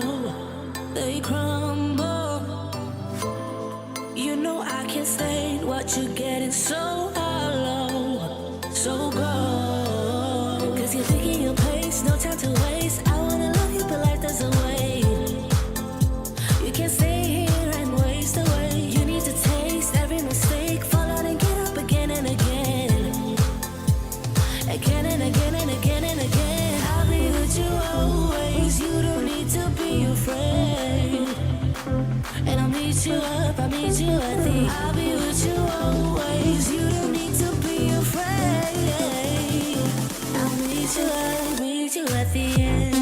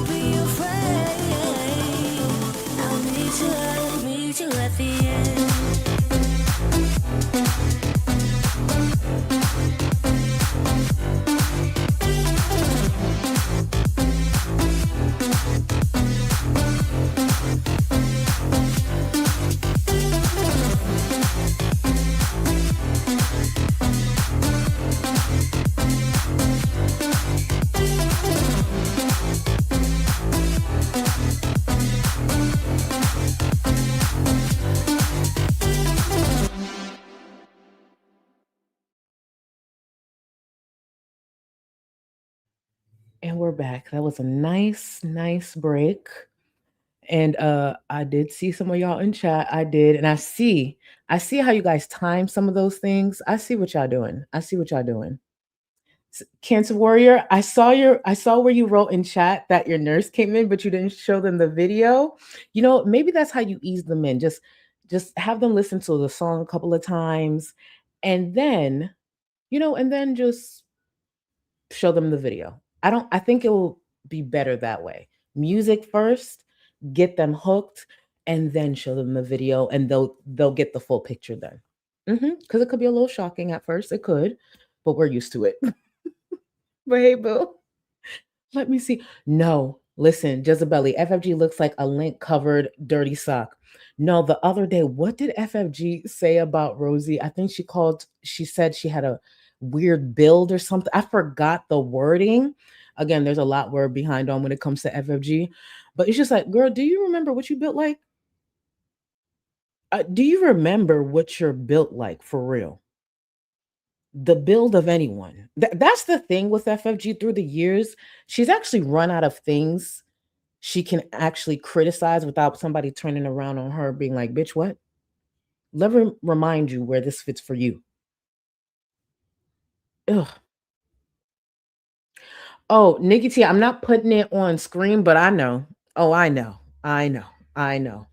The other day we listened to Cornerstone Cali just for a little bit. And the way that bitch still can't finish a thought. She can't finish a thought. Jump from here to here. I peeked in on a little something today, and it went from this topic to then this topic that has nothing to do with the title. And I'm just like, and people thought I wanted to stop her from speaking her mind. Y'all dumb. Y'all dumb. Absolutely not. Continue, girl. Continue. Because more and more as time goes by, I was so right about so much. I love that for me. Blink, welcome to the Go Cluster. I appreciate you. Let me see. Where are you? I appreciate you. Welcome, boo. Let me see. Cabero, receipts on that part. Receipts. Oh, wait, no. I thought you were saying the receipts were as tall as me. Receipts on your height, Miss Gold. Cabero, you got me. I thought you were saying the receipts were as tall as me because I'm tall. And that's what we're going to do this again because no, you did not play me. I'm not going to act. No. All right, moving on with the support. Cabero, receipts on your height, Miss Gold. Nothing about what you just said is shocking. They're there. They're where they should be with the medical professionals. And you guys see it. You see it. Thank you. I can't believe Cabero paid. That is so. I really thought. It's all right. It's all right. Cabero, I see you. I see you. I see you. Oh my God. Robin, when you ask, where's FFG getting all these stories from? She is a big storyteller. She's a big storyteller. And when you say get her out of the house, Chantel, might as well say Chantel. FFG lives a similar life to the girls. She don't got nobody in her life for real. Her friends are her online friends, just like Rosie and Chantel and Amber Lynn. FFG damn near lives a mirror image of them. She sits behind a computer, streams for hours a day, miserable, angry, bitter as fuck, still lying, popping off, sometimes deleting shit, thinking people ain't gonna have it. I told y'all for years that bitch is Chantel Jr. Jenna, thank you for the support. Getting a tattoo sleeve Sunday. Ooh, got a free $70 bottle of sake sushi from work for dinner. I know that's right. Enjoy. Picked up flowers for myself. Gave the sushi to the homeless person I passed on my drive home. Weekend starts now. Shout out to can y'all tag Jenna Taylor in the chat and just throw mad crowns at him? That is thank you. You ate that. Baby, enjoy your weekend. I know that's fucking right. Enjoy your weekend, boo. Enjoy your weekend. Shit. That's how you do it. You better enjoy. Let me get something pulled up and then I'm going to continue with the support because knowing me, I'll fuck up. Let me see. Okay. Let me see. Sanrio, hopefully I said that correctly. Just got my nails done to celebrate my birthday. A Charlie stream is the best gift. Sending much love to all my fellow Leos. Happy birthday, boo. Please, y'all can y'all tag Sanrio in chat. Happy birthday. Thank you for spending some of that time with me. And never forget, the whole month is yours. And seeing that we're on the topic of birthdays, because I haven't seen you in chat, but I'd like to shout out someone else whose birthday I heard may be today. Hot Wasabi. If you see this at any point, playback, or if you are currently here, happy birthday to you. So happy birthday to Sanrio and Hot Wasabi. Hopefully I got that right. I'm hoping. Nikki T, I think I might like the idea of FFG reacting to Rosie. They deserve each other for real. Nikki T, I've been excited the moment I heard the clip of FFG possibly reacting to Rosie. When I tell you it's going to be content gold, I know some people are a bit annoyed, but no, this is going to be good. And thank you for the support. I am all here for it. I am here for it. And I did also hear while catching up with Vera. Hey, Vera Boo, if you in chat, Vera still covers Rachel. And seeing that Vera's pretty much the only creator in this space that I watch that covers Rachel. I like to keep up, like what Rachel up to, you know what I'm saying? Rachel, within the last couple of videos, Rachel the reactor, might be dipping her toe into Rosie. When I tell you everybody about to get in on this, and I want to be clear, I do not have no ownership of Rosie. Anybody who wants to react to Rosie, talk about Rosie, whatever, do your thing. I ain't got no ownership over that bitch. I don't care. But I was just like, ooh, FFG about to get in it. And Rosie, and Rachel the reactor. Mm, mm, mm, mm. I wonder what kind of flirting Rachel's willing to do to get the tea that she desperately wanted, the way she did with Emily. I'm like, imagine if the next scandal's with Remily. So she got that tea from Emily. I wonder how she would flirt with Remily. We got to think about that because we saw how she flirted. We saw how Rachel flirted with Emily. How do you think Rachel would flirt with Remily? I don't know. Maybe talk about axolotls or some shit. Yeah, I don't even know how she would flirt with him. And let's not pretend she is above that, please. Rice Pudding, thank you for 18 months. Never co-sign with her world until now. Anyway, my cat had his yearly clean bill of health. Girl, be careful. FFG might want to expose you. Your pet had the yearly and so you're responsible? She might add you to the rotation with Teardrop. Don't be out here loud and responsible. You might get a whole stream. See, today was Teardrop and a picture of Chantel. Tomorrow, it's gonna be Rice Pudding's profile picture with a picture of me. She exposing you next, boo. Be careful. Stop being out here telling our business. Rice Pudding, also thank you for the 5 gifted memberships to the new members. Enjoy.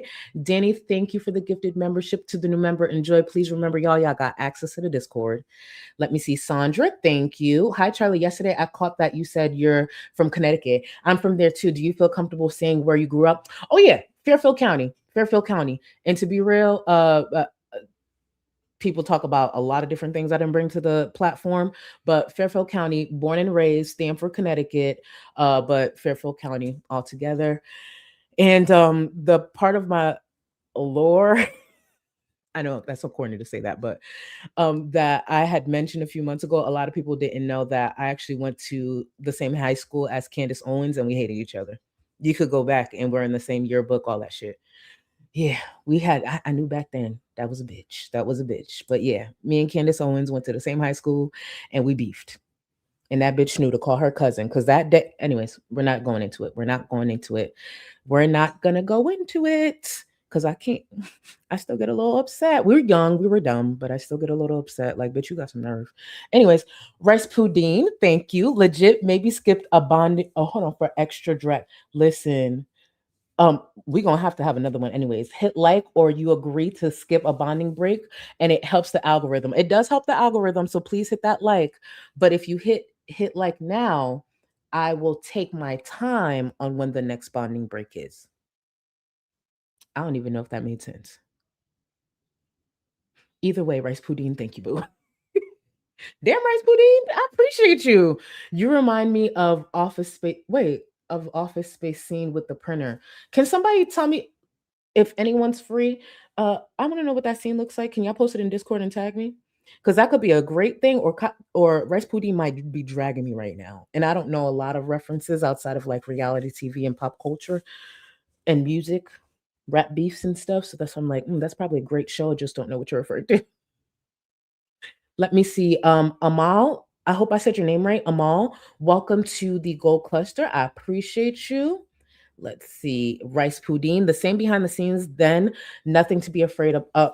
Nothing to be afraid about. I have my own opinions and don't know much about Sam and Yaba. Why bring them up though? By the way, Tree Boy, Ilya, and Zachary Michael are little gay boys. Oh yeah, I saw that. I forgot. Cornerstone Callie did say that. And the reason FFG tried it, like to tie Yaba and Sam back into this, is because at all times, especially when arguing, she needs to have some type of win or what she thinks is a win. And if she notices it's simply a supporter of a creator, she gonna tie us in. I've seen her do that many times through the years, even with me, where someone will be going at her and then I see my name. I'm like, what I got to do with this? Oh, because they support me. I remember one time she brought me into a back and forth because the viewer was a member of mine. That's why you brought me up. Why don't you just go back and forth with them? But I have to be put in it because you recognize that they're a member. Hating ass bitch. K Buns, thank you for the support. Oh no, where did Charlie go? Everyone pick up your feet. Don't step on her. If you find her, please put her back on her 5 booster blankets. First of all, let's not forget we have booster blanket emojis now for all members. First of all, I'm sitting on 2, not 5. And second of all, Uncle Sonny, your response to K Buns is I always shuffle around when Charlie is streaming. I don't want to risk stepping on her. You thought I wasn't going to see that? Just like Cranberry. I heard she bought a booster. Y'all think I won't catch certain things. I see what y'all doing. I see what y'all. Oh, y'all. Yeah. You guys are spamming the booster blanket. Yeah, we got booster blanket emojis for all members. I'll tell y'all, we don't make sense, but we do. We don't make sense, but it makes sense to me. So Yamano said, someone tell Scar she can see everything. Super chats, anything Yamano writes in chat. Scar can see it all. Scar has amazing vision. Thank you, Yamano, for telling everyone the truth. Scar has amazing vision. I appreciate you. I took a page out of Scar's book. Now I'm going to start reading them incorrectly. Belle, thank you for the support. Father's Day. Oh, God knows how I love a hug and a caress. Father's Day. Wait, it's Father's Day right now? No, it's not. Sorry, that's probably something that references something I already said before. It's not Father's Day, right? Because y'all know I ain't got no daddy, so I don't be remembering Father's Day for real.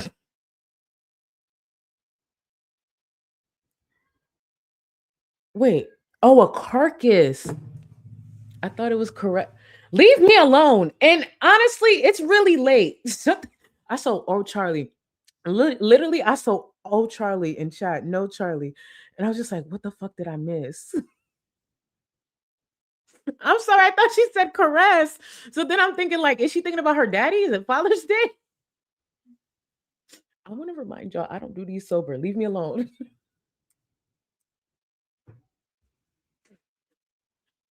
Leave me alone. I didn't read it. Shayna, please distract me. I'm starting a podcast called Girl on Girl World. Ooh. I'm going to dive into reactions, opinions, and stuff with Amber and Rosie that I've thought for years. Girl on Girl World. First of all, go make that handle right now because you just said it out loud. And there is over 1,000 people watching. And that's no shade to y'all, but make sure you have that handle locked down right now. And I think that's amazing. I actually look forward to that. It's the way y'all still laughing at me. Stop laughing.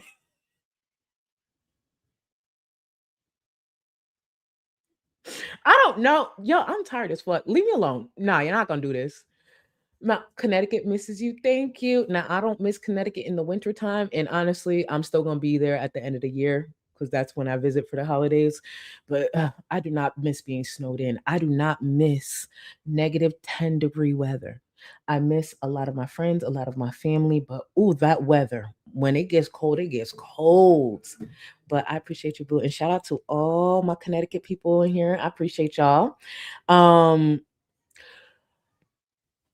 Frequent. I think you actually super chat me before and I had missed your super chat. So I want to say thank you again for super chatting me. I have not. And people talk about this.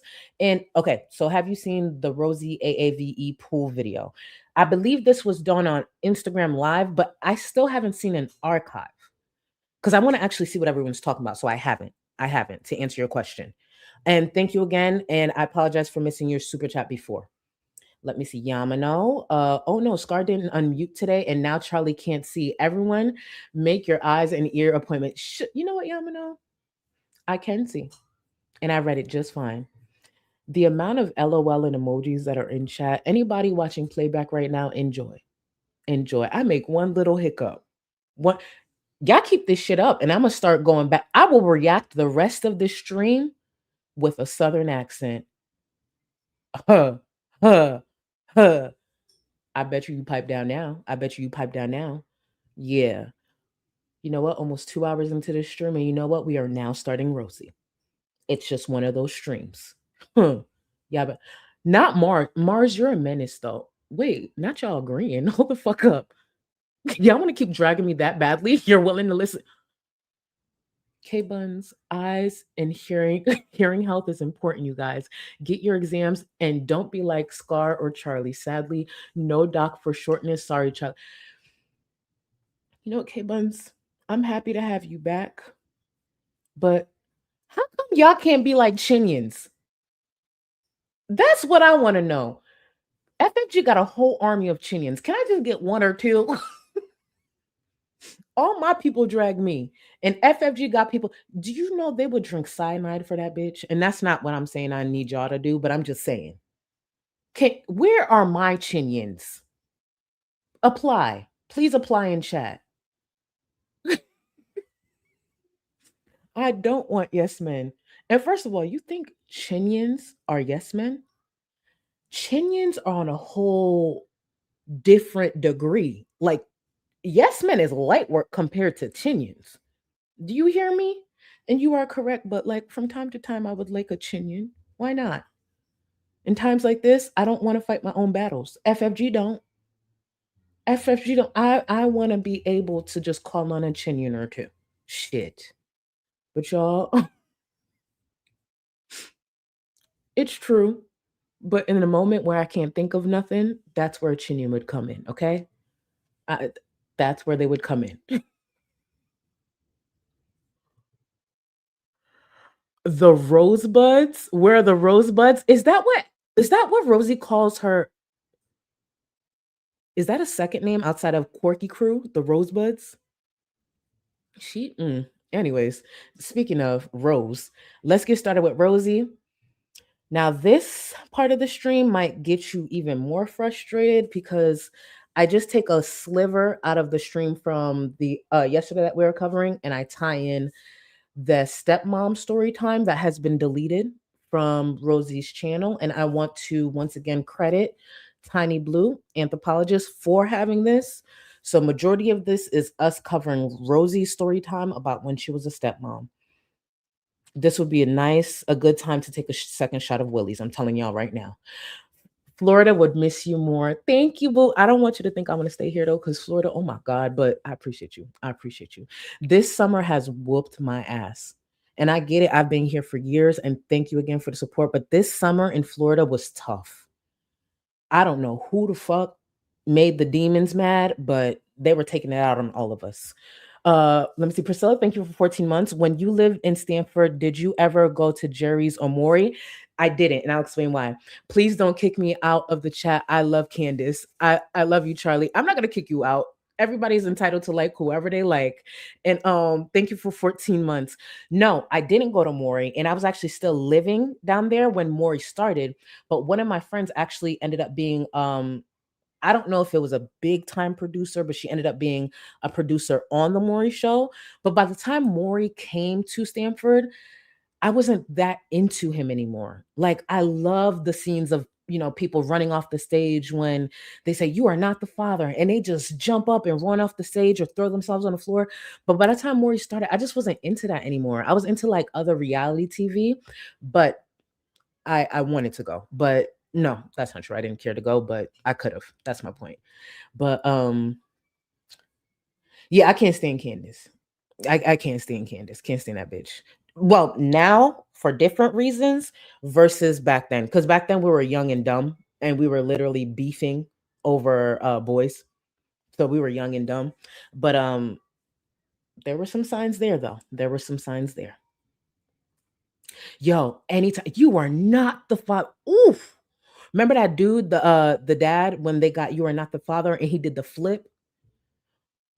Every time running backstage. I wish somebody had threw some baby oil on the floor just to see who would keep running him. Okay, that's kind of evil. Shut up. Sorry. It's just, why you run off the stage? You knew that wasn't, you knew. Come on.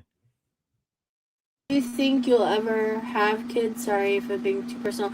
Oh, you're fine. I mean, I have talked about this topic at length.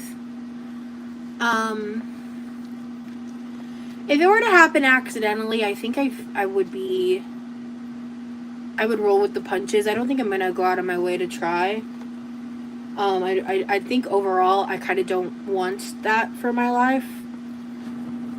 I really don't. I don't feel like it's overall the best thing for me on a personal level, but I also feel like if it were to happen because it was meant to be, then I don't think I'd be a bad mom. I just want to remind everyone protection is an option. Getting on birth control is an option. I also want to make sure I remind viewers that from my knowledge, and of course, Rosie overshares online, Rosie has never been to the OBGYN. Never. Y'all, please make sure you go to your different doctors.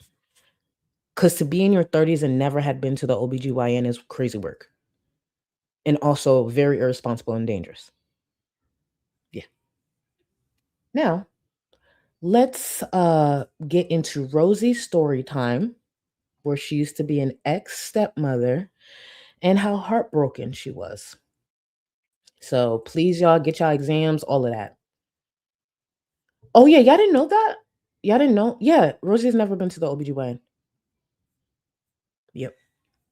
Take it away, stepmommy. And please notice, even here, while she sits in this car to talk about her being a stepmom, please notice how much smaller Rosie was. Oh, wait, hold on. Before I continue, Cooper, she went on that podcast saying she had 12 threesomes and never gone to the OBGYN. Yeah, no, she's never gone. And I think according to Rosie, the most people she's had sex with, I think in one night, was like 10 dudes or some shit like that. Do your thing. It's your body, but be responsible. Go get those exams. Get everything checked out. Get tested. If you want to bust it wide open for every person down the block, that is your right. But be responsible and be smart. You ain't never been to the OBGYN? Okay. Okay. That's your choice. That part, just Jamie, know your status. Know your status. Especially since it sounds like, hey, if it happens accidentally, do you plan to have It's your body, girl. It's your body. Hi, welcome to me. This is going to be a video. This video is a lot for me. That's the title. The Grief of Being an Ex-Stepmom.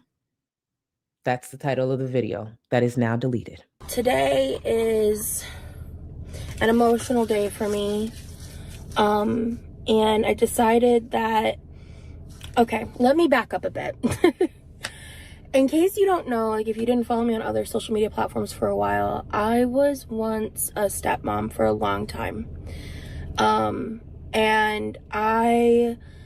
when I went through my breakup that I've talked about in the past, I didn't just like go through a breakup. I lost like honestly a lot more than that.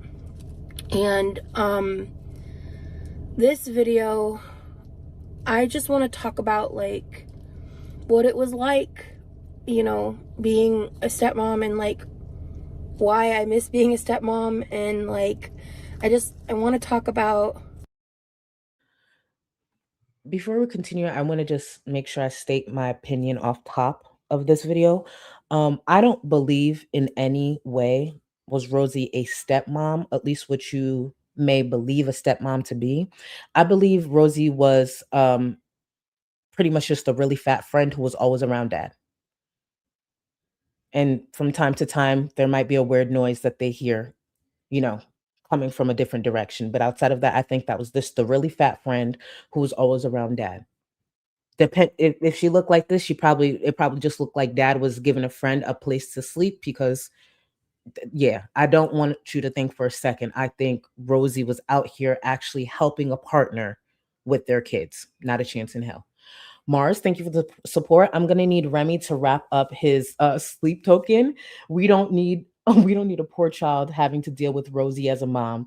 Rosie would not be able to care for a child whatsoever. So the idea that she even said that, like, you know, she'd do no, she'd be an awful mom. The same Rosie we've seen throw tantrum. Rosie has like the behavior of a toddler, tantrum over every little inconvenience. Imagine her trying to raise a child while also not having mobility. And what would end up happening, honestly, is that child would turn into the servant, the fucking butler, the caretaker.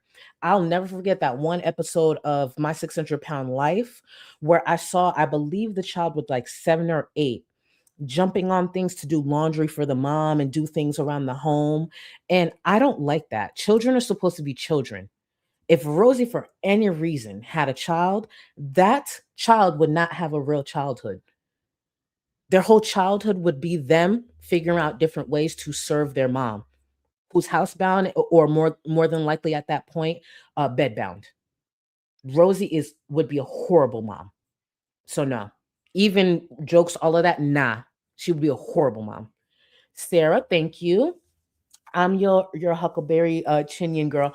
Sarah, thank you. Thank you. See, from time to time, so Sarah, if I call on you, just know it's more than likely because Yamano or Buns or anybody else with a wrench is bullying me. Just know. Just know. But Sarah, if you hear hooty hoo, or I need something for Chinians, like, no, I'm kidding. You're not actually a Chinian, but for now, hooty hoo, I can't think of nothing else. Let's return to Rosie and thank you for the support. Oh, hold on. Oh, actually, let me make sure I grab that. Dreaming, thank you. Non-binary person here, which you know I do, but seriously, she would be a nightmare stepmother. She seems like the kind of person to tell me I'm too girly to be listen, Rosie, I really feel like Rosie would create different, like Rosie would try to live out what she wanted for herself through her kids for many different reasons, and that's what sucks. And thank you, boo. That's what sucks. All these different diagnoses. She would tell her kid, oh, you feel like this, you feel like that. When we go to the doctor, make sure you mention you've been feeling like this. Make sure it's tailored around whatever diagnoses she wants for her child. Rosie would be a terrible mom for so many different reasons. It's not even funny. She would be awful. Awful. Awful. Okay. Oh, let me see. I didn't know what else to say. Let's get back to Rosie. I want to talk about the child. Like, so I've been thinking a lot about like what I want to say, how I want to say it, and I'm all over the place because on my way here I was trying to think about like what I wanted to talk about, and I really wanted to film this video like without crying, and I don't know if we're gonna do that.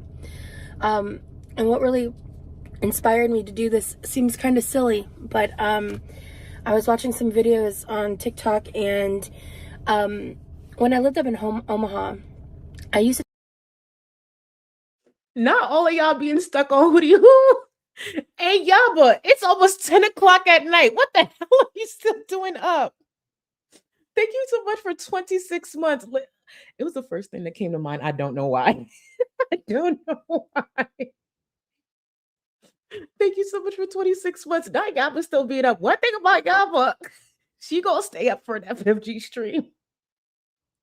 I appreciate you, boo. Thank you. Talk shit all the time about Raising Cane's because I was like a Zaxby's girl through and through. There were really no Raising Cane's like in the Southeast at all back then, and a few days ago I googled and saw that Raising Cane's, there's one like in a town not far from me. It's on my way to the airport, which I'm on my way to right now as I'm filming this. Rosie used this as an excuse to just eat fast food. So she's going to Raising Cane's. It made her think of this story time. So not only is she about to eat that Raising Cane's, but she's going to take the opportunity to talk about how she used to be some sort of amazing stepmother that was like going through, their emails and all this shit. Right. Bitch, next time, just eat the fast food. Anytime I've wanted to eat fast food, I don't need to make up some weird shit like, and then unlock this memory over here. No, just eat the fast food. That's just what it is. I just left earlier and took a pit stop because Raising Cane's is the favorite restaurant of the child that I used to be really, really close to and that I still really love. And it seems kind of... I know I'm pausing a lot, but I just want to make sure I get this in. Rosie remembers their favorite fast food chain. Does she remember their favorite color? Because I find it interesting. Okay, you remember what their favorite fast food is according to her. What's their favorite color? Matter of fact, what was their birthday? What's their shoe size? Seeing that she was a stepmother for years, I would hope she bought them stuff. What was their shoe size? But she gonna sit here and remember their favorite fast food? Okay. Is that where they bonded? Stupid, maybe to other people, but coming here today, like, I don't know if you can see, there's literally like the food truck behind me. I just went and got food. Listening to Hamilton and eating Raising Cane's makes me feel closer to them. And, you know, they're still very much alive, but in terms of like my world, I have absolutely zero contact. I have no idea what's going on with them. Thank God she don't got contact. Like, girl, you should have sorted this out in therapy. And it just breaks my fucking heart. So I'm gonna eat Raising Cane's and talk about things in my past that you guys on YouTube might not be privy to. Like if you follow me on Instagram, you probably remember I used to have, and I'm saying the child and this child, and I'm using gender neutral language because in the time that I knew them, they came out as non-binary and came out in like other ways, and they're very publicly out, so it's okay to talk about it. But I just got a 4-finger combo with toast, and honestly I'm probably gonna edit out a lot of the eating because this isn't a mukbang channel.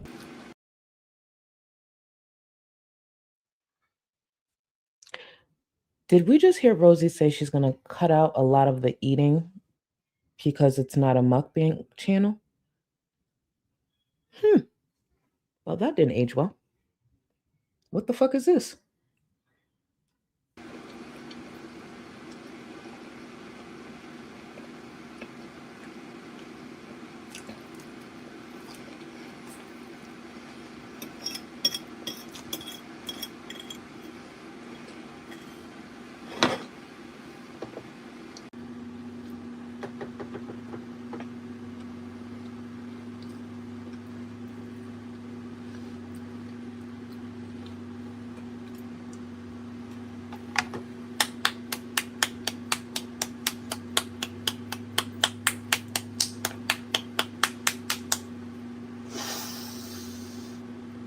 Yeah.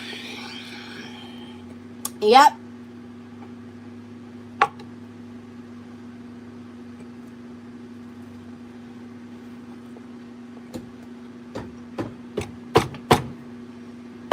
But never in my big back years have I ever needed to do that. And I've had some amazing food. I'm talking about I've had food where my mom and my aunts were in that kitchen for hours. I've had food that have been served to me and I thought about doing some reckless shit just to get another plate. And it ain't never that deep. It is never going to be that deep. And even if I come close to this reaction, I promise you it wouldn't be on Blue Ivy's internet. Absolutely not. Nah, you're not going to have a clip of that. Of me? You out your fucking mind. But again, it's not a mukbang channel. Back to the story time. When I realized that there was one of these places close to me, I thought maybe it would be like a weird exposure therapy type thing / like a way to like reminisce and like feel closer to them.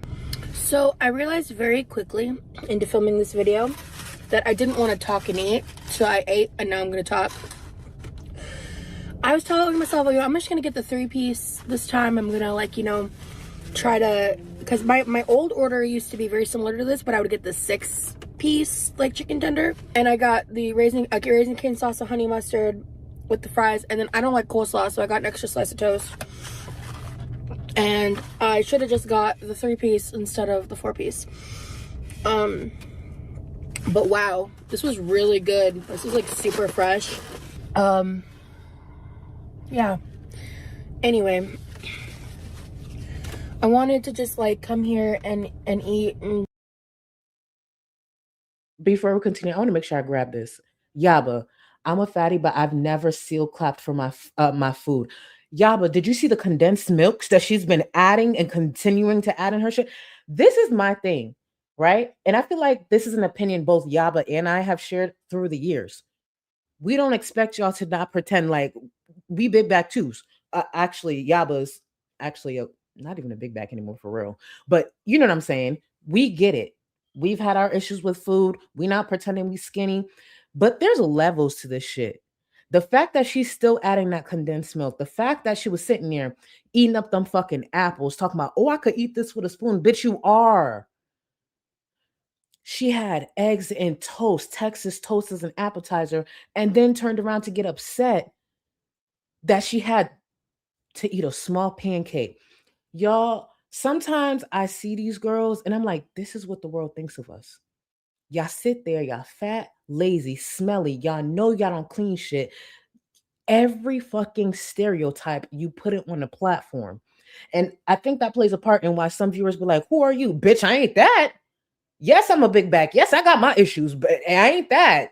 You better, You think I'm out here? Please, bitch, please.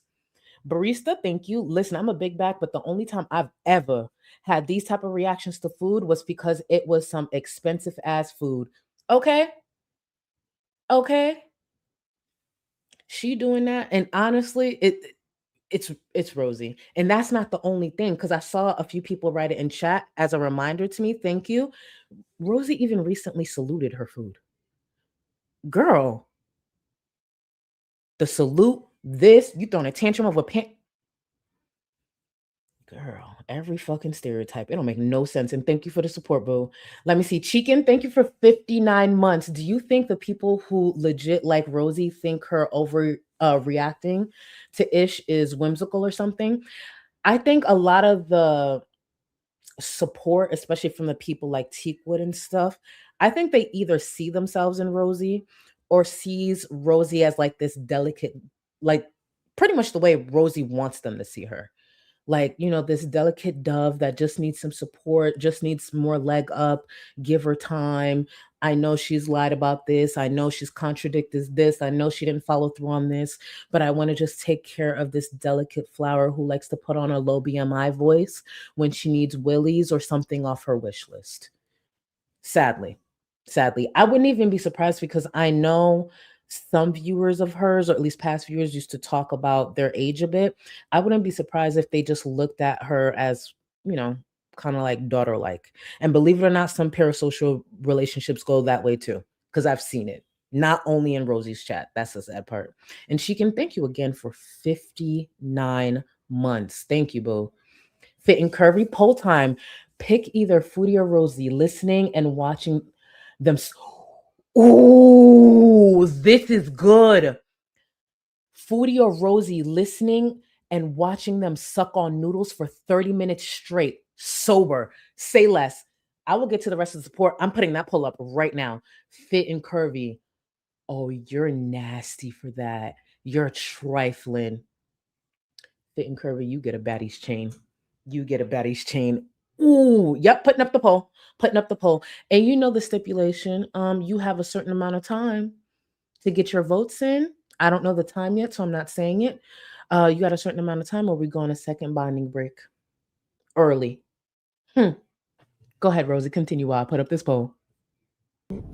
Listen to Hamilton and think about my relationship with this child and just everything that I experienced. Not only that I experienced, but that like I lost.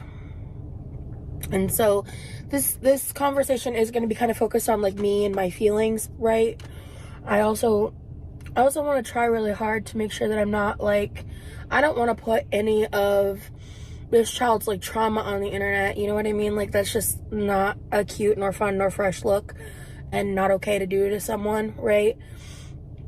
But I also like with things that were going on in their life, and like, you know, how we related over things and everything. But in time I do like want to come on here and like talk more about the relationship that I had with their father, but that's not really the focus of what I want to talk about, because in the breakup process, like, yeah, losing the relationship was hard. Like, losing someone who I thought I was gonna be with forever was hard. But the thing that, like, I think broke me, the thing that, like, just shattered my soul was when I moved back to Omaha a second time. I moved back at the end of 2020, in like very end of October, early November.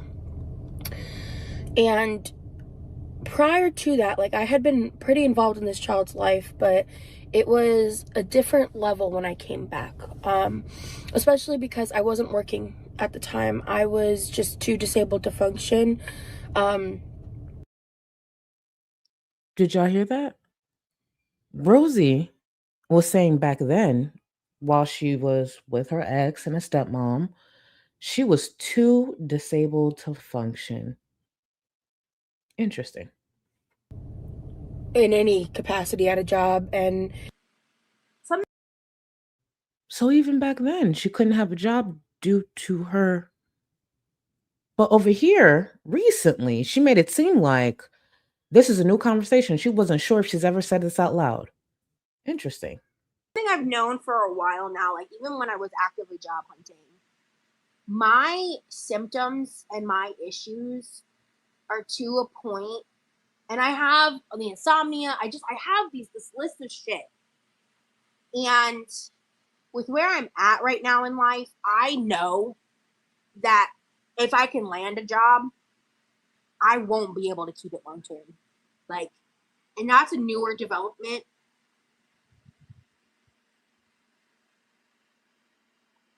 Because I'm disabled. But she said that was the same issue back when she was with her ex. Interesting. I hate saying those words out loud. I don't even know if I've said that before online. I think I've hinted at it. I think I've talked a little bit about it, but I don't know if I've ever directly said it. I did what I could, in my day-to-day life. And one of the things that I really put a lot of energy and focus on is, like, I wanted to build a home. I wanted to build, like, a family unit of some kind. I'm gonna get through this video without sobbing. I'm gonna do it.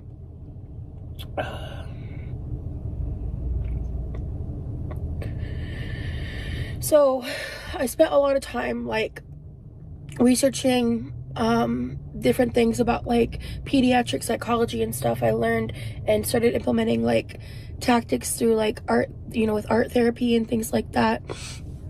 I tried a lot of different things, and in ways of, like, engaging and helping this child who's dealing with things, because there was a reason why I needed to step up so much in terms of, like, their relationship with their birth mom.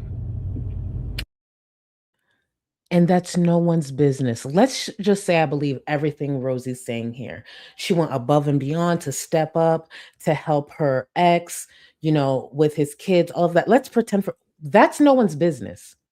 Why are we now online sharing all of this? Because her big ass just wanted to go eat some fucking chicken and wanted to make some sort of story time out of it. And there was a reason that my ex had full legal, physical custody, right? And if I was these kids' mom, the way I would come online and clear the fuck out of her. What are you hinting at, bitch? Oh, you had to step up because there was something you needed to help with. Obviously, there's bitch, what are you? Leave the shit talking to the actual parent. I'm not saying it's a good thing, obviously, to, go back and forth or talk about, the other parent of your children. Normally that doesn't age well. I mean, look at Cornerstone Cali. Look what happened with Cornerstone Cali. So obviously that's an example. But if the parent, that's their choice. You, bitch, as a step parent or someone they're clearly just fucking, you pipe down, ho. Not you. Let it come from him, not your ass. Now you sitting up here giving the story time like, oh, I had to step. What you hitting at? Actually, you didn't have to step up to shit because it don't look like you take many steps. Take actual steps instead of talking about how you stepped up. Bitch was, anyways. Rue, thank you for 6 months. Last time I applauded food, it was my 8th birthday, and the first year my mom and I made German chocolate cake together. See, that's worth it. Now, Rosie, it don't take much. Some ranch will have her clapping. And thank you for 6 months, boo. Shayna, thank you for the gifted membership. And to the new member, enjoy getting that Discord if you are comfortable. Cara, thank you. Got to meet my 3-week-old baby cousin, an autograph from my favorite celeb, and working a Comic-Con with my bestie. Damn, you got a good year going. Send us vibes for all the sales. You're gonna have amazing sales. Actually, your sales are gonna be so good, you're gonna come back and report and say you didn't even expect it to go that way. I hope you and your bestie have an amazing time. I'm happy you got to meet your baby cousin and that autograph. Oh, listen, actually, just in case you don't believe in playing the lottery, if you do though, I think this will be a good time. You got a good thing going. Keep going, keep going. And if you do win, just a year supply of skincare. That's it. That's it. That's my e-bag. If you win the lottery, just a year supply of my Dr. Dennis pads. They're $150 a box. If you get me a year supply, I will never speak again. Actually, I will speak, but you get my point. That's all I'm asking. That's to anybody who win the lottery. If you want to look out, just Dr. Dennis pads for the year, and I'm good. Thank you. Every time I put that shit back in my cart, I'd be like, oh, back to Rosie. And you know, I would do things like I'm the reason that they got into Girl Scouts. Like, I'm the reason that all happened, because I did all the research, I did all the pricing, and then I scheduled the meeting between the dad and the grandma and made sure everything happened. And you know, I was just really heavily involved. And for those that know, like, I used to talk about these things on Instagram stories. Oh, I probably should have mentioned that. Yeah, for anyone who doesn't know, they're 150 for a reason. They are amazing. Not whatever Chantel was using on her face that looks like it might burn her. No, these Dr. Dennis pads are amazing. They're amazing. So I just want you to know I'm not just out here just throwing $150 at something that's not good. I fuck with Dr. Dennis. They're amazing. And shout out to you. That's why them Sephora sales, I'll be going in. Oh, actually, let me get caught up a little bit more. Maya, thank you. We've gotten to the point where the bonding breaks are less traumatic than the poll questions. How much time have I get? Let me see how many votes we have. And thank you, Maya. Let's see how many votes we have. And if it ain't a lot, God help y'all. Let me see. I know you fucking lying. 263. And we have over 1,000 people here. I'm going to give y'all, this is what I'm going to do. I'm going to give y'all another 4 minutes. 4 minutes, because I know in 4 minutes, y'all could get that to over 500 votes. And if y'all don't, it just means you guys are asking me to take a break. I know you fucking lying. Yep, I see that number going up. Exactly. And it's anonymous. Vote. Let's go, Rosie. And stuff, and I never would show their face. Like, their likeness has never been on my social media as a way of protecting them. And because of, you know, things that happened to me in like 2015 and stuff, like, it's just I'm very careful about, especially just like the topics of minors in general, right? And they're just so funny and fun to be around, and just, they were such a joy. And I spent the better part of, like, you know, 6 years pretty involved in their life. The first 2, like, I would occasionally see them on video chat, and they were little. They were like, you know, 3 or 4 when I met them. And when they were like 6 or 7, I walked into the living room. This was like, I don't think I had been living with my ex for too long at that point, but I was like established in there. And they were watching TV, and I forgot how it came up, what happened, but they said something to me, and they were just like so broken and sad about it. Something along the lines of like, you know, 2 women not being able to be together, like girls can't date, or boys, you know, like same-sex relationships are like an absolute no, they can't happen, da da da. And I don't remember exactly what they said, but the thing that I'll never forget is just how sad they looked and how broken they seemed over it. And I looked at them and I was like, what are you talking about? And they were just like, yeah, you know, like, no, like they can't be together or whatever was said. And again, like, I'm paraphrasing here because this was, I don't know, probably 8 to 10 years ago now. No. If I'm being honest, I don't believe that happened. Not for a second. I don't believe that happened. If that happened in any way, she would have actually exaggerated that even further. I don't believe for a second that happened. And seeing that she is simply the girlfriend of their father, I would hope she would go speak to their father about this. How do you want to handle this? Because when you are dating someone with kids, that's one of the most important things is communicating with that parent how they communicate with their kids. Like in certain situations, how would you like this handled? What is it that, what kind of dynamic do you have? What kind of relationship do you have? What is okay with you? Because I'm coming into the situation and I want to work around what is already here and be an aid and hopefully build trust or some sort of relationship with these kids. I'm not going to take it upon myself, no matter what opinions I had prior to this, and answer. Hey, boo, your kid said this, the kid said this. So like, how would you like to handle this? Would you just like to tackle it, or do you want to do it together so I could see like how you approach this conversation? So I know for the future, this story is not true. Sorry. At 10, like 7 to 8 years ago, from like today's date, right? And I was like, well, that's just not true. Like, and more or less, I just responded back with like, I have friends that are married to people of the same sex. And like, some people may think that that's not. If this were to be true, this is inappropriate for Rosie to be having this conversation with these kids. It is not her place. Now we going into, oh, I got friends who, what? This is not her place. That's one of the most insulting things about this is because I don't think Rosie realized how much backlash she was going to get. We're not even at the part where Rosie was actually fucking breaking into one of the kids' emails and shit. I don't know why she thought that would be acceptable or not criticized, but girl, what are we doing? This is not her place.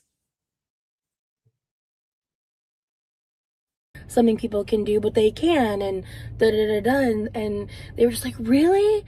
And I was like, yeah, like, of course, like, if the whatever. And I kept it super age appropriate because they were very young. And then they went from looking so sad and dejected to just like relieved. That's what I remember the most, is they look like relieved. And that night I had a conversation with my now ex, and he had a reaction. Like, he was never like against like the concept of being gay or anything like that, but he had the reaction of like, not my child. And I was like, yeah, probably your child. Oh, I'm sorry. You know what? You're right.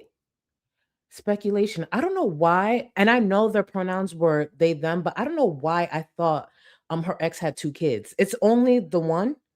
For some reason, because this is my first time actually finally hearing it all at once. Oh, I thought, like, I know she's talking about one main kid, but I thought for some reason this whole time there was 2. I apologize, y'all. Do not listen to me. 1 kid. I don't know why I thought he had more than one. Oh, actually, let me back it up. Not me missing the cue about the email. I wanted to actually really harp on that. So I'm gonna bring it back a little bit. I do apologize. Can't date, or boy, like same-sex relationships are like an absolute no, they can't happen, and I don't remember exactly what they said, but the thing that I'll never forget is just how sad they looked and how broken they seemed over it. And I looked at them and I was like, what are you talking about? And they were just like, yeah, like, no, like they can't be together or whatever was said. And again, like, I'm paraphrasing here because this was, I don't know, probably 8 to 10 years ago now. no, not 10, like 7 to 8 years ago, from like today's date, right? And I was like, well, that's just not true. Like, and more or less, I just responded back with like, you know, I have friends that are married to people of the same sex, and like, you know, some people may think that that's not something people can do, but they can, and and they were just like, really? And I was like, yeah, like, of course, like, if the whatever. And I kept it super age appropriate because they were very young. And then they went from looking so sad and dejected to just like relieved. That's what I remember the most, is they look like relieved. And that night I had a conversation with my now ex, and he had a reaction. Like, he was never like against like the concept of being gay or anything like that, but he had the reaction of like, not my child. And I was like, yeah, probably your child, my guy. Like, and I at the time I was furious at him. Now I understand a bit better. I have a little bit more empathy because I can understand just that fear-based reaction of like, especially knowing some of the people in his family, and knowing what I know now and how things went. Like, I get it now more. But there was like a lot of conversations that were had at that point in time. Again, this was like 7, 8 years ago now. And he became a lot more open-minded. I was educating him about things, like, because I was just like, you need to be prepared. I'm not saying that they're definitely this or definitely that. They're a kid, and I don't want to put that on, you don't need to put that on a child. But in my gut, in my heart, I knew that I was looking at a child that was not cis and straight.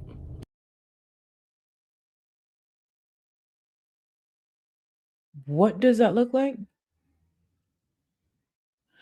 What? I'm gonna run that back. What?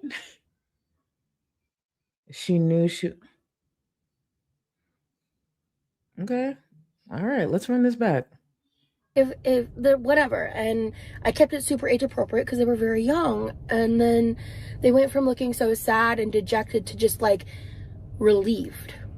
That's what I remember the most, is they look like relieved. And that night I had a conversation with my now ex, and he had a reaction. Like, he was never like against like the concept of being gay or anything like that, but he had the reaction of like, not my child. And I was like, yeah, probably your child, my guy. Like, and I at the time I was furious at him. Now I understand a bit better. I have a little bit more empathy because I can understand just that fear-based reaction of like, especially knowing some of the people in his family, and knowing what I know now and how things went. Like, I get it now more. But there was like a lot of conversations that were had at that point in time. Again, this was like 7, 8 years ago now. And he became a lot more open-minded. I was educating him about things, like, because I was just like, you need to be prepared. I'm not saying that they're definitely this or definitely that. They're a kid, and I don't want to put that on, you don't need to put that on a child. But in my gut, in my heart, I knew that I was looking at a child that was not cis and straight. Like, something was going on. And when I moved back, I accidentally found out. We're taking a break. We are absolutely taking a break. I'll close out the poll when I come back. We're taking a break. Because, bitch, what? I want to remind y'all this has been deleted from her platform. Yeah. You ain't got enough of this fever, I know, I know. Nothing would remain and you don't wanna go, so go. Cause you're picking your pace, no time to waste. I wanna love you but life doesn't wait. You can't stay here and waste away. You need to taste every mistake, fall out and get up again and again. Again and again and again and again. I'll be with you always. You don't need to be afraid. And I'll meet you up, I'll meet you at the. I'll be with you always. You don't need to be afraid. I'll meet you up, meet meet you at the end.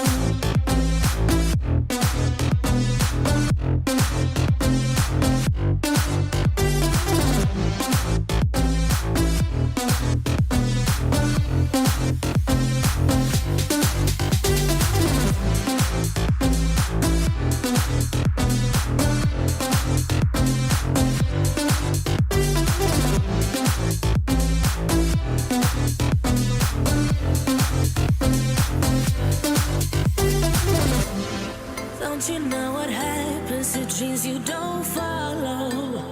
They crumble. You know I can't stand what you're getting so hollow. So go. Cause you're thinking your pace, no time to waste. I wanna love you, but life doesn't wait. You can't stay here and waste away. You need to taste every mistake. Fall out and get up again and again. Again and again and again and again. I'll be with you always. You don't need to be afraid. And I'll meet you up, I'll meet you at the. I'll be with you always. You don't need to be afraid. I'll meet you at the end.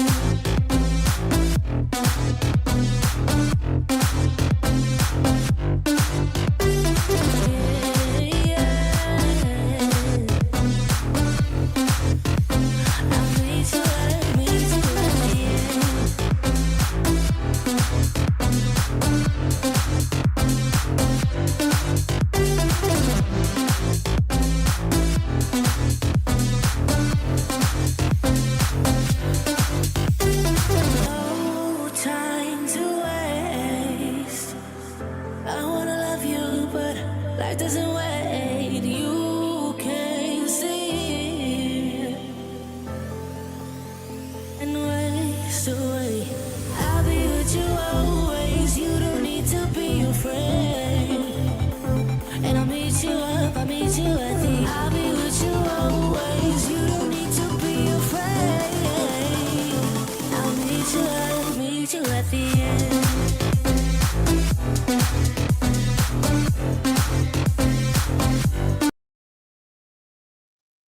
See, we just needed a moment, even though Rosie's going to keep speaking and probably get on our nerves once again in about 30 seconds.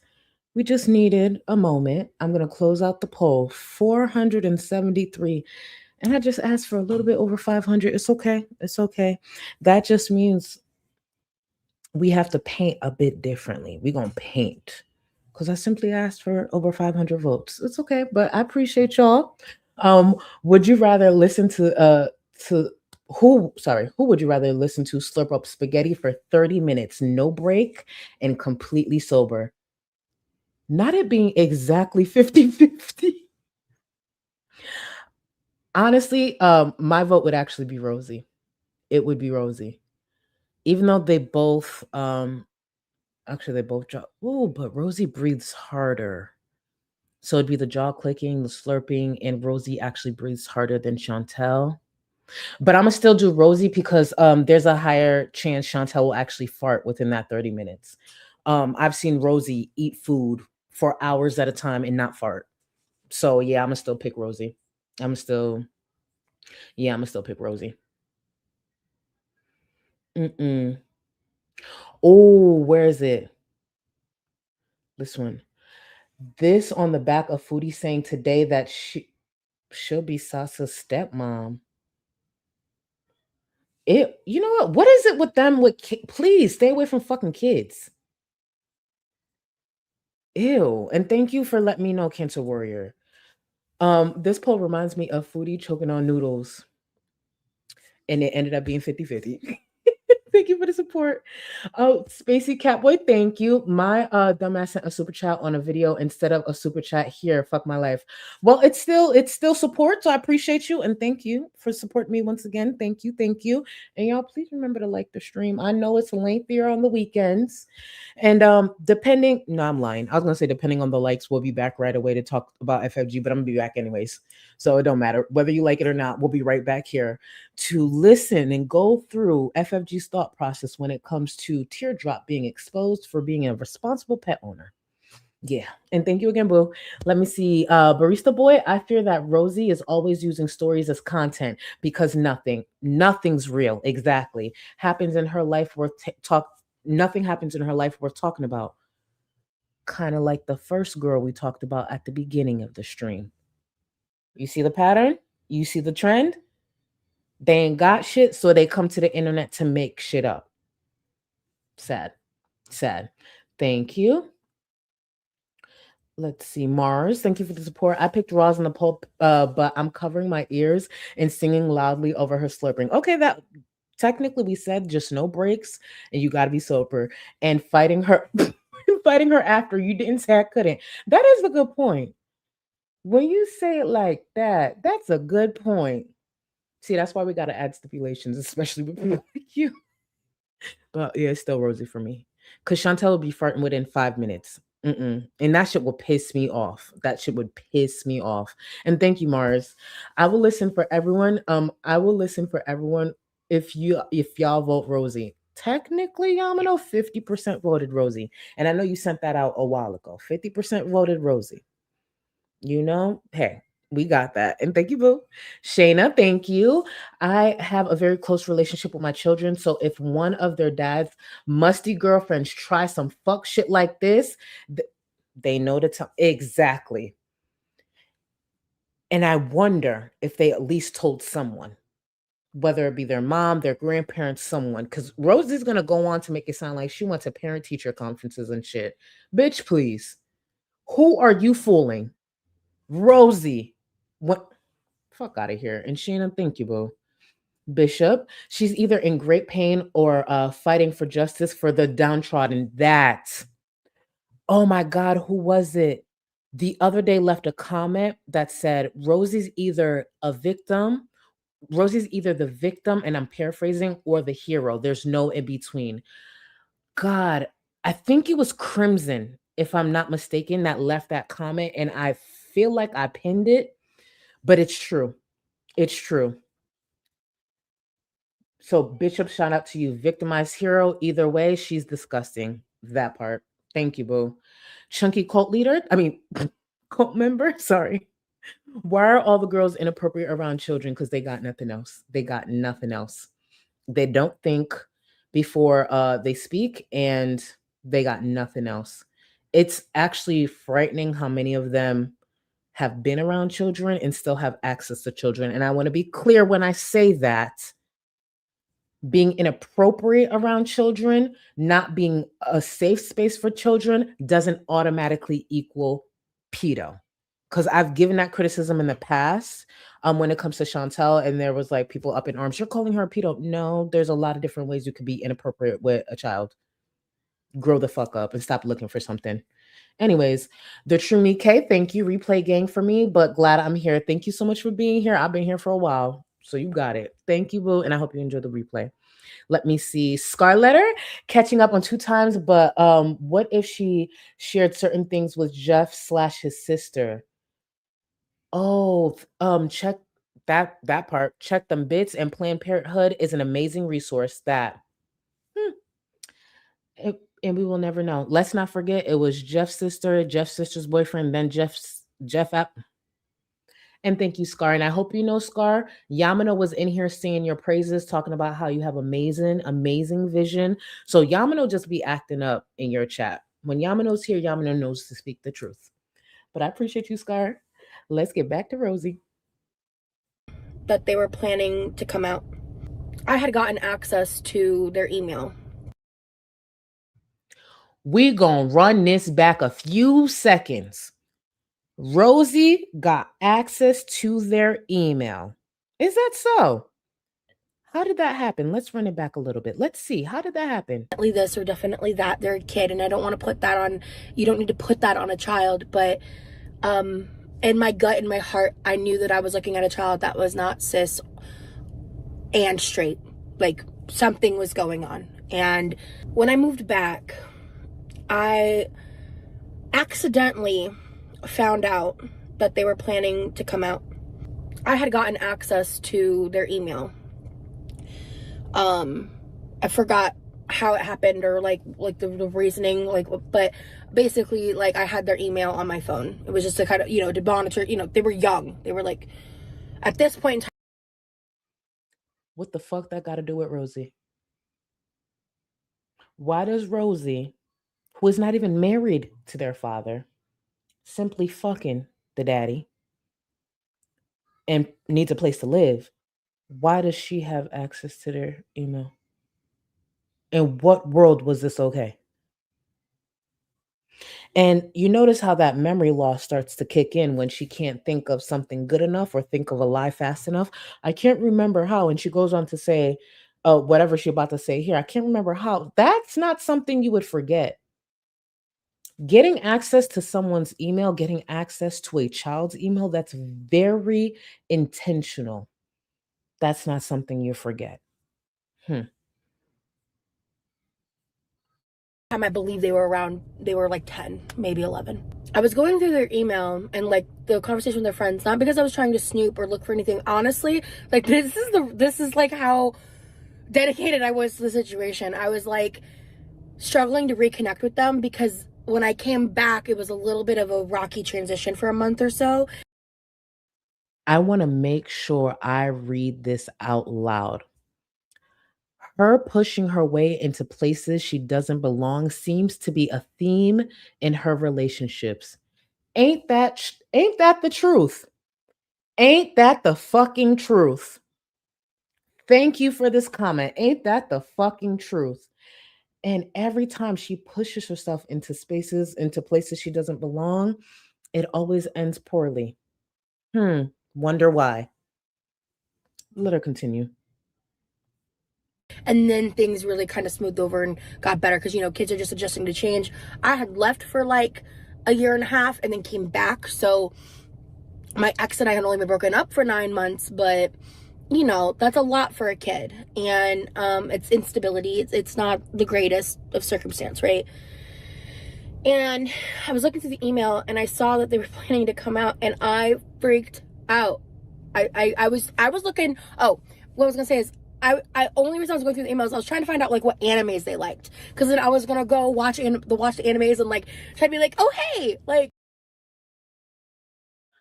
While she says this, the only reason I'm not going to put the comment on screen is because I can't verify this, but from the comment in chat, she went through her ex's email. She may have gone through her ex's email, which gave her access to the child's email because she was paranoid about the ex cheating while she was cheating on him, actively cheating on him, because that has been confirmed. Rosie is disgusting. Disgusting. Again, Rosie chose to delete this and keep this off of her channel. This had nothing to do with the new guidelines with YouTube. Trash. Trash. I was trying to bond. And so I was just like trying to find out what they were interested in. And then I read the message of, I think I'm going to come out to my dad like tomorrow or soon or something. And I was like, I freaked out. And so I was like, I don't know what to do. I actually reached out to someone. That's how you know she's full of shit, Cara. Why not just ask the kid what anime they like? Because this story is made up. More and more, I believe what the viewer said. She was snooping on the dad and got access to the kid's email. Because this don't even make sense. Who is queer and had a queer child. They actually recently passed away, which is unrelated, but it was really sad. And this person really helped me in navigating the situations I found myself in with this child in a way that was age appropriate. And they were really great. And I agree with you guys in chat. As you mentioned, she should have done nothing because exactly, it was none of her business. You know what? Even though she was snooping, she saw something that was none of her business, close that down and keep it pushing. But not Rosie. Not Rosie. And I want to This isn't your story to tell, Rosie. You lazy twat, good for nothing, pathetic ass bitch. Go lay like a seal and clap for your slop noodles. Period. And Funkle, I'm about to check Discord right now. Go ahead, Rosie. Keep digging that grave. And keep in mind the story and the reasoning has changed a lot through the years because she started getting backlash and continues to. Right to me for that. So, you know, I'm not gonna anyway. That's off topic. But they were someone who kind of helped me because I really I felt like I was the closest source of, like, you know, queer support that they had, that the child had. So I went to my ex that day and I knew I couldn't out them. That wasn't going to be okay. That wasn't okay. I shouldn't have found that out. I wasn't looking for that. Like, I found it on accident. And I looked at him and I said, do you trust me? Again, like, we were together at this time. And he was like, yeah, of course. And I was like, okay, I need you to go, because they were in their room. I was like, I need you to go to their room. I need you to tell them that you love them no matter what. And I was like, I was being a little weird, I will admit. And he looked at me like, what? And I was like, that's true, right? And he's like, of course. I'm like, of course it is, right? Go in there and say it. Say whatever else you want to say, but make sure you say that. Because I guess I can't remember if I did that immediately or like a day or two passed and I was dying. I want to say immediately because I'm an impatient bitch. But I really wanted to make sure that happened. I didn't want to have to sit on that for long. And I also knew that it explained a lot. Like, it explained a lot of I wasn't totally surprised by it. Obviously, not only from when I was happened when they were younger, but just in general, like, how they were behaving at the time. Like, they were kind of struggling in their mental health and stuff, things like that. And like, I knew that it needed to take its course. And the next day, so he went and he did that. I didn't like eavesdrop. I just like, I stayed doing in the kitchen. Like, you know, that's a dad and child thing, right? And so, the next day, they told them in the car on the way to school. So they were always planning to tell their dad. But Rosie, if we are to believe this, Rosie needed to play some part because she needed to have a story in this child's coming out story. She needed to center herself as she always likes to center herself. If we are to believe this, if we're to believe even a fraction of this, this is another example of her centering herself when she really could just shut the fuck up and mind her business. Shayna, thank you. I think Rosie didn't want to ask the child about the anime because she wanted to manipulate them and make her interest seem organic and not contrived. I could definitely see that. I can definitely see that. Because just like you guys said in chat, ask the child or ask their father. I could see that. Thank you, Shayna. That's actually a really good point. Oh, she's so dumb. Me a few days later. It took a little time to come tell me, but you know, that's understandable, right? We bonded a lot over Hamilton because I was the first person to show it to them.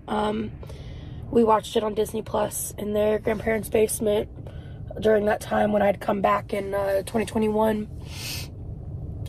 I only lived in Omaha, or I only was with my ex in Omaha for roughly about 6 months before we broke up again, before I fractured my foot. I don't know if I talk about this a lot, or I have in the past, but I fractured my foot on my way to my first ever like parent-teacher conference. And I was going without my ex. I was going with my ex's parents. And I fractured my foot on like the corner of their little step in their garage. I so desperately wanted to build that family. Yep. 6 months. 6 months of her overstepping for her to now come to the internet with story times that are not hers to tell. Yep. Family unit you know, our unique little like family, because I don't really have an interest in birthing children. Like, I don't want to have my own children. And I think another reason why I wanted to talk about this is I want to make sure I read this comment from a teacher. If she'd had shown up at the parent-teacher conference, the teacher would have called CPS. Why? Because she's not the parent. Because she's claiming she went with the grandparents.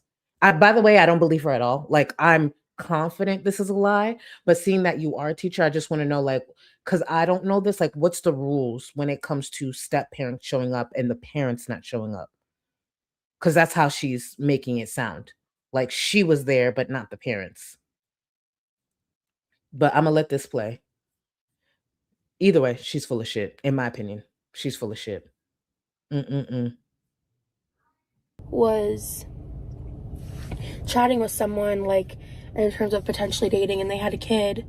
And I had to ask myself that question, like, am I willing to have my heart broken like that again? To be a part of that story, to know that I just want to make sure I catch this too. She's not the parent, and the grandparents don't necessarily have education rights, and she's a fucking weirdo. Yeah. She's a weirdo altogether, but the fact that I'm pretty confident she made that up as well, she just step girlfriend that. She's so weird. Yeah, Sienna, I don't believe this for a second. I don't. Rosie really underestimated the internet. That's why this is not on her channel any longer. child, it's a lot to I still love that child like they're mine, even though I have no rights to, I have no contact, I have no idea who they are as of today. I feel like we're getting close to a year since I got cut out. They were so sad when they realized I was leaving. I was gonna try so hard to stay nearby, to be a part of their life, and it just wasn't feasible. She's full of shit. If she stayed by, it's because she wanted to keep tabs on the ex that she was already cheating on. The way she's trying to make herself sound like the savior, this amazing, girlfriend who sacrificed so much for her ex's kids. Fuck out of here. This performance is pathetic. The lie is even worse. Like, for what? That part, Sienna, you were cut out for a reason. Oh, she's so weird. For several reasons. And I am glazing over a lot because, one, I don't want to trauma dump, and I'm trying really hard to not disparage other people involved. She's trying really hard to make it sound believable, and she's obviously leaving a lot out because she doesn't want to either contradict herself or have viewers be able to go back and tie certain things. So tie certain things together. That's why. Please. She is full of shit. And not necessarily just my ex. There's other parties involved. Because when I left, this child wrote me a beautiful letter where they told me that I was more of a mom to them than their mom ever was. I would have cursed her out fucking clean. What do you mean? Oh, they said Rosie was more of a mom to them? Get the fuck. Who's to say if that child doesn't see this, the ex, or the child's mom? And I don't believe this. That they were so excited to see me again when they came to Florida, and that never happened. That they would always love me. And then, within a year or so, one day I get a call out of nowhere being told that, that basically they don't want to talk to me anymore. And obviously, that's devastating to hear. Obviously, that's for a reason. Yes. They don't want to hear from her, and here she is sitting on the fucking internet making a story time out of their story. So what? She could go viral, get clicks, so she could get monetized. Because who's to say if this was if she was monetized at this time? Sitting here in this car after scarfing down all that Raising Cane's to tell their story, shit that don't belong on the internet. That's no one's business. And then when I ask why, I'm not really given a reason. And that's the hard part. I mean, ooh, wait. You know Nikki T got the lore. She was a threat to his custody because of her shenanigans with online trolls and stalkers. The mother thought Rosie was a danger to the child, sorry. See, when you have other people fill in the blanks, and there's a lot of blanks, that makes a lot more sense. And that's probably why she's been taking little shots at their mom. Clown. Rosie's a fucking clown. I made sure not to guilt them. I made sure not to put my emotions on them in that moment. I just told them that I will always love them and that I will always be here for them. It doesn't matter if it's 20 years from now. I don't care how morbid this sounds. First of all, will Rosie be here 20 years from now? And she's about to put on these fucking waterworks. Bitch, save it. 20 years from now, bitch, have you heard your breathing? And I know this is an older video, but have you heard your breathing? 20? Very generous. Very generous. Okay. Fuck.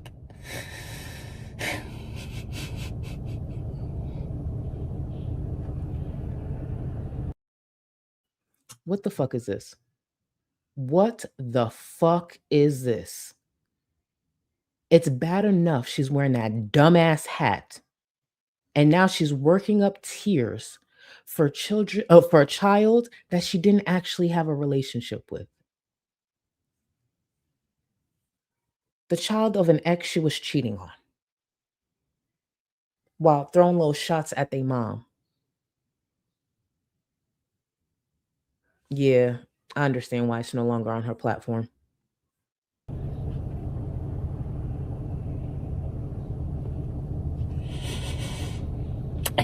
It doesn't matter if it was 20 years from now. It doesn't matter if they called me in a crisis. I would do anything I could, drop everything. She would drop everything. Rosie won't even pick up trash off her fucking kitchen floor, but she would drop everything. She would drop everything for that child. Shut the fuck up. Hold on, let me grab this. Dana, thank you for the support. I asked my mom, who is a retired principal, she would talk to the grandparents if she would talk to the grandparents if she could confirm they were related, but not a girlfriend. Thank you. Thank you. Many reasons why this video is down. Thank you. For anyone that needs to hear it, you do not need to give anyone a reason if you're cutting them or cutting someone out for the sake of your peace and protection. It's hard, but you need to do what is right for you. Correct. You ain't got to explain yourself to nobody. Rosie's a dumb. And thank you, EB. Thank you. She doesn't know why. Doesn't matter. Please. Even though based on a lot of this, it's very clear why. There's so much she left out. Imagine if that child stepped forward, although I don't think they're adult in any way right now, but you get my point. Imagine, or say the ex. That was a risk. Sitting there talking about their kid like this. Imagine if the ex popped up and was like, hold on, bitch. Not mine. Don't use mine for content. Let me clear a few things up. And thank you again, EB. Thank you. Orbits, thank you for 5 months. Do you think Rosie believes what she says? I think it depends on the day. Majority of the time, she knows she's full of shit. She just needs viewers to believe. Anybody else, her parents, her brother, Remy, creators. I know this is technically not the topic, but since we talked about her earlier in the stream, I really feel like there's a chance FFG, even though we know she lies about certain things, she believes her lies so much that the possibility she would pass a lie detector test. Not so much Rosie. That's the freaky thing about FFG. But again, thank you for 5 months. Let's get back into it. I will be here for them. When I told them that I will always love them and I will always be here for them, I meant it. I just think there were other adults at play. And on Like their mom? Because Nikki T giving that bit of context, these little comments make sense. Because when she said this, I didn't understand what she meant. And I don't know why she thought she, I don't know, for whatever reason, had to be in contact with them. But with Nikki T giving that context, she's probably talking about the child's mom. There were other adults at play. Bitch, who the fuck are you? Again, they weren't even married.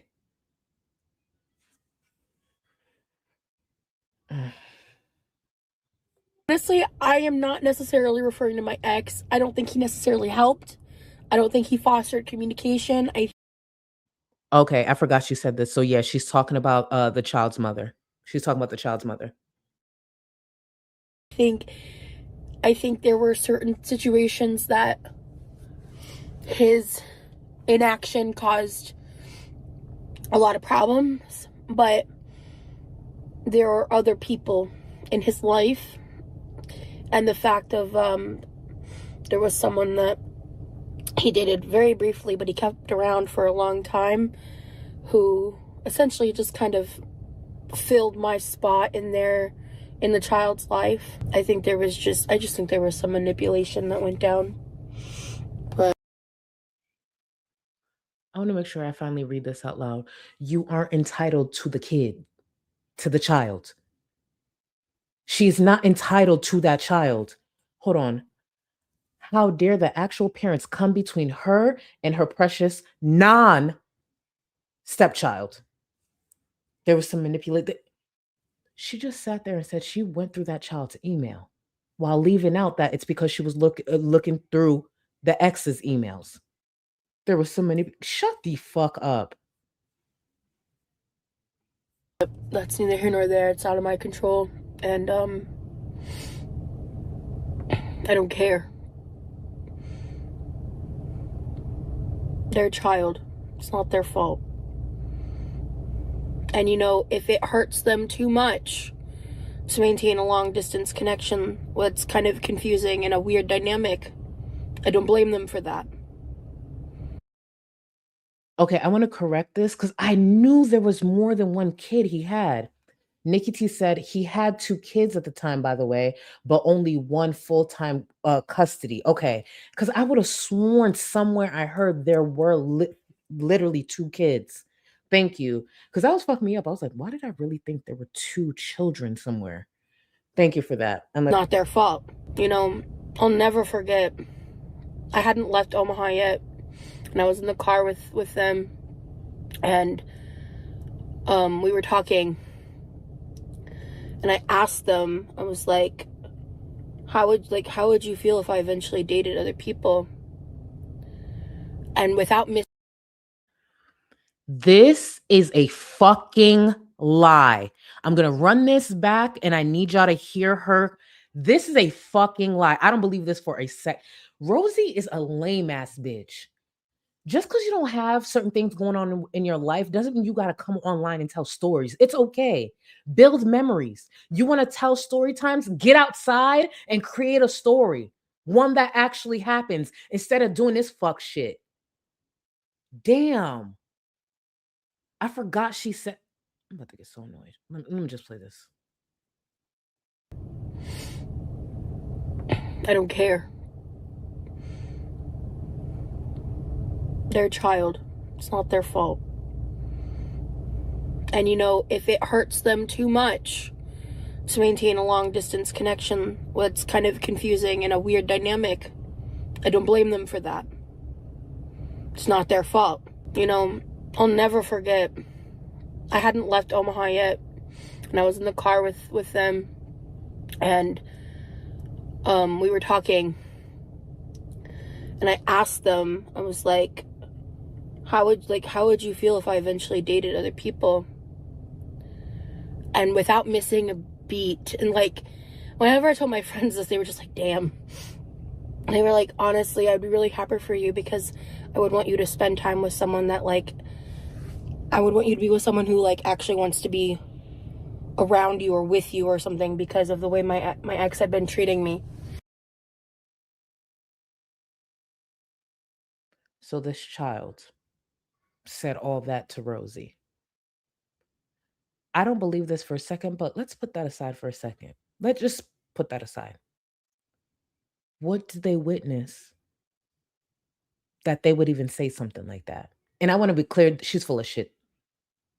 That child did not say that.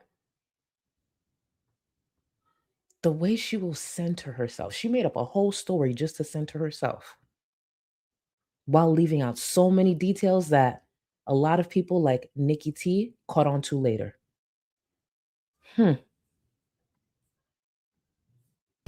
Especially near the end. That's not what this video is about. We're not getting into that. Maybe one day I'll talk about it, but from the mouth of a babe, right? I miss it so much. I love being a part of them becoming their own person. I just miss them. I miss them. And I always will. And I think what it took me a while to realize is the thing that was holding me back from, like, letting go of my ex more than anything and, like, moving on was that pain. The thing that I grieved the most wasn't even the relationship, because honestly, our relationship was up and down a lot. There was stuff that happened privately, like, before we broke up the first time, that made me question, like, whether I wanted to be with him or not. And I was talking about it in therapy before we broke up the first time. And the thing that kept me around, Speaking of therapy, I want to actually make sure I get to EB's super chat. My narc aunt said my therapist manipulated me into cutting them off. Roz speaks just like her. My aunt made me feel like I owed everything to her after she took me in when my mom died. Fuck you, Roz. And believe it or not, EB, first I want to say I'm sorry you went through that. And there's a lot of people who can relate to what you just said. Even me. I'm not going to talk about who it is, but I know exactly what you're talking about. And shout out to y'all who did prioritize yourself, who did cut people off, set boundaries, and make sure you're good. Ooh, Rosie. We're going to continue. Can y'all tag EB in chat, please? Send EB some love. And for any of y'all who can relate to what EB's sharing, I send y'all strength. I send y'all strength. People like Rosie are dangerous. Dangerous. was them, because, you know, life was really hard before the custody was won. There was a lot of stress, and there was a lot that I did to keep things together behind the scenes to make sure that that was never compromised. And, you know, he's not a bad person. He probably wasn't the greatest partner to me in a lot of ways. We had our issues, but there was a reason why when I was going through the doxing stuff and people were ripping my life apart and posting other people's information that were tied to me online, that I had to delete my first Instagram account. His family found out, and they were funding the custody battle. And the lawyers said that at that point I had become a liability for the stability of the case. And we had two options. We could either break up or I could get off the internet entirely. I used to say all the time, like, I picked my relationship, but I didn't just pick my relationship. I picked them. I picked both of them over the internet. Bullshit. And let's not forget, she was also cheating on the ex at this time. And I would do it again.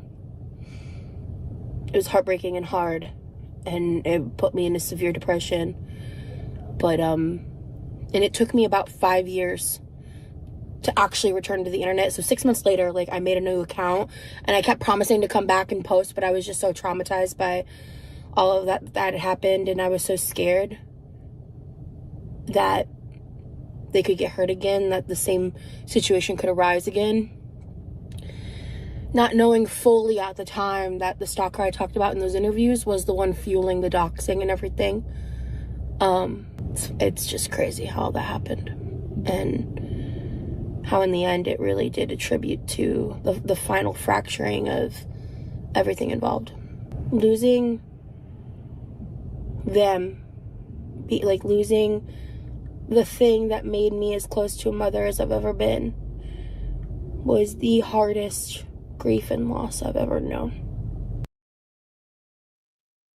Rosie just said, after so many made up stories in this video, that's the hardest grief.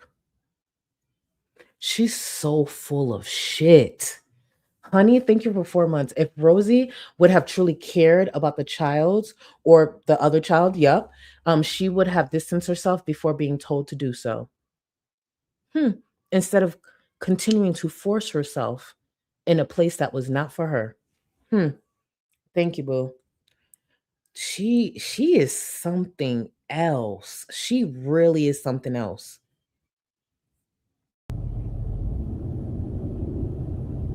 Yeah. You know, I was a mom. And when I told my friends, they told me I still am. Rosie was not a mom. Rosie was a live-in girlfriend who needed a place to stay. Rosie was not a mom. Rosie has never been a mom. Let's be very clear.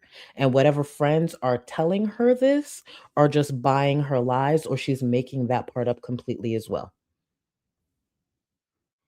Please. But it's hard. Because obviously, like, they're not in my life. It's just such a weird. I want to make sure I grab this. Senza. If she cared, that child would never have come up. I'm going to say this, and we're going to go right back to Rosie. Through my time, thank you, and I agree. Through my time on this platform, I have overshared. I have done the most. There's a lot I've shared. Let's be very clear. In my past, there was a relationship I was in that I can relate to the idea of being a part of children's lives that are not yours due to your partner. I never have sat up here, gone in detail about anything. That was 2 years of my life.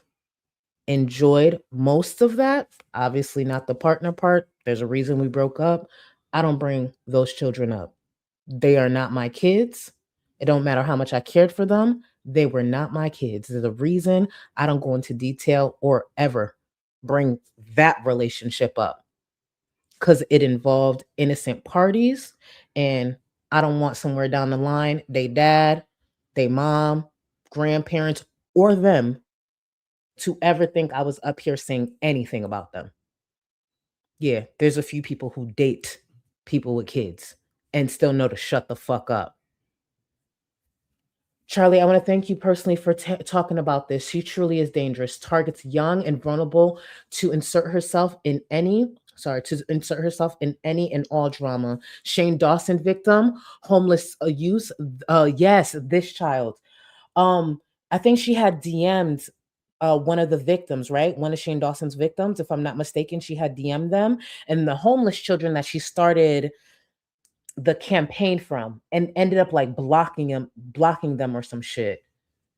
I remember that. See, Nikki T, it takes me some time, but I connect some dots. She's trash. Rosie is trash. Truly a dangerous bitch. No, Nikki, as time goes on, especially when we go back and look at the things that she scrubbed, it's very clear Rosie is way more problematic than we ever realized. Yep. And I stand by that opinion. Thank you, Nikki T. Sarah, thank you. I lost a child to suicide, my niece, my mother, and my brother in law last year. This young lady has dealt with nothing really. I'm so sorry. Y'all, can y'all send Sarah some love? Sarah, I'm sorry for your loss. And please never let this selfish bitch ever get y'all to a place where even here, I'm sending you love, sending you healing, because I know that's not something you heal over. That's not that I know that has to be tough. So I'm sending you love in chat. Please send her some love. Fuck Rosie. So sad. So fucking sad. Shadow, let her keep that behavior going. She gonna fuck around and talk about the wrong person or involve herself in the wrong thing. Because even when it comes to Shane Dawson's victim, why are you messaging them? Why are you messaging a child? Because they were Shane Dawson's victims. What the fuck? How many victims of James Charles got outed? You think any of us was out here trying to DM them? What the fuck we got to do with that? We drag James Charles and wish the best for them underage kids. Message. Anyways, Matt, thank you for the support. I'm trans, obviously. I could never push my niece to feel confused with the identity, nor do I even push my identity onto them. They are children. I'm a guy who paints their nails and they have space and they have a space with me if needed. That. Thank you. Take notes. Shit. This is why, for anyone who hasn't seen this, now you know why this has been a big conversation. And a lot of us are new to this, but for those who didn't know these pieces, at least you're getting them now. Keep that in mind when watching Rosie. Heavy breathe in that fucking kitchen. Layer of grief. It's so weird. It's such a weird dynamic. It's just like a once was kind of thing, but like it still feels so deep and real in my heart. And I would do anything to have that again.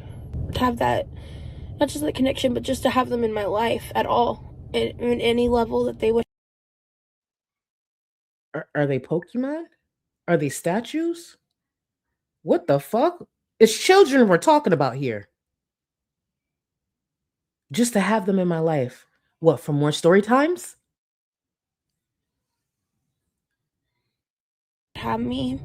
I'm glad I came to Raising Canes today. If it wasn't obvious, just so we're clear, whether she's a stepmother, whether she has children on her own, she will 100% use children as content. As much as Rosie likes to talk about the popular talking points online, how children should not be on content, be part of your content, best believe she would make content out of her children, even if it's stepchildren, because that's what she was going to do with them homeless kids, make content out of them. Actually, she already started to. I know that's kind of silly, but it really did make me feel closer, brought back memories. I feel like it's safe to say it's probably still one of their favorite places, but I don't know. You know, I have no idea what their favorites are. Like, I don't know where they're at in life in that. Chunky cult member? Exactly. She claims to have changed so much, but this could have been streamed yesterday. She's been problematic, is problematic, and will always be problematic because according to Rosie, it is never her. It is never her. It's, let me guess, what's today's stream? Another reactor just clipping things out of context? Wrong. She is always the victim. And if you don't see it, hey, it's you just willing to bully someone who's autistic, self-determined. Fuck out of here. And thank you, boo. Breaks my heart. I have a lot more that I could say and want to say. I just wanted to share this part of myself with y'all. I just want to answer this real quick, just in case anyone came in late. Demi, why is she filming this next to an ambulance? Because her big ass went to go pick up food, and those hardworking paramedics are probably on a lunch break. So they pulled up to eat their food, and this big bitch over here, they don't even realize, is sitting here oversharing, making up lies to post to YouTube while they're quickly just taking a break to refuel. That's why. Her big ass is sitting in the parking lot behind a food truck. It's something that I may not talk about again, or maybe I'll occasionally bring it up in passing, but it's not something that like I want to make like a consistent thing here on YouTube. But and please believe, Mars, the pride costume was very intentional to the story time. I know there's a possibility that my ex could see this, or people in their life could see it, and one day they could see it. I mean, people shouldn't be showing a minor, you know, my social media, you know what I mean? But I'm okay if they see this video one day, and that is something that I did consider before filming it. Most of this they know. I think almost everything I've said they know. It's just not fair. And in time I thought I would start to move on more and I wouldn't still be so sad. But it's been 2.5 years since I've moved to Florida, and it's been about a year since I last spoke to them, and maybe more than a year. I actually don't remember when the like cutoff happened. I don't remember at what point. And I think it did happen in 2022. I want to make sure I echo this loudly just in case someone's not looking at the screen. Thank you for this comment. If a minor shouldn't see your social media, then you shouldn't be talking about minors on your socials. Thank you. Fuck. Rosie's so weird. Mimi, thank you so much for joining. Welcome to the Gold Cluster. You're supreme, so you have access to the Discord. I promise y'all I'll be in a better mood next stream, but this shit is infuriating. It genuinely is. And the way she skirts around this, tries to rewrite what she originally said because it's deleted, as if there's not copies at this point. Like, she's a fucking clown. Shadow, thank you for 16 months. She says that, but her mod Barry, when she had them on FaceTime. Oh, wait. I think I have that clipped. Because sometimes I wait a couple of weeks before clipping the... Damn it, do I not have it clipped? Please tell me I have it clipped. Let me see if I have it clipped. I'm going to continue playing Rosie, but let me finish reading that out. Had them on FaceTime on her stream. Her little kid was saying Rosie's their Rosie. I'm going to see if I have it clipped. If not, then I'll try to have it for the next stream. Let me let her continue. So yeah, actually it's been over a year. I just don't remember at what point in 2022 it happened. We mutually decided, but finally I was the one for the first time to be like, yeah, we're done. Because it's just not the same, and we're not gonna be good together. We're just gonna be repeating patterns and shit. And so even then, like, I didn't get to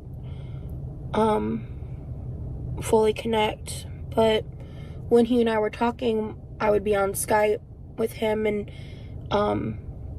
they didn't see me, they didn't know, so I still got to like see them sometimes. And that sounds weird as fuck. I want to be very clear. And Shadow, thank you for bringing this up, because I did actually clip it. This is actually from the 15th of last month. Let me get this pulled up. Now, keep in mind, the way I clip, it's just a raw clip. And then what I normally do is trim it down and then put the comment on the screen. But because this is just a raw clip, it's unedited. But let's play this. Thank you, Shadow. And for anyone who didn't hear me read this out, she says that, but her mod Barry, when she had them on FaceTime on her stream, her little kid was saying Rosie's their Rosie. And I remember when this happened, I thought it was so inappropriate. I don't care. Why is this child? Why am I hearing a child knowing the shit that Rosie has done on her platform, knowing at one point there were a lot of viewers urging her to move to horizontal and stop doing vertical because so many kids were watching her, and damn near every other stream a titty was going to be popping out. And you'll hear Rosie also say here, like, she's high. She's high. I'm sure the child heard that upon hello. Listen to this. Again, it's a longer clip, unedited. Sure, go right ahead. Well, actually, let me do it. Let me call you. Because the iPad phone thing. 1 second. Okay, that's a weird angle.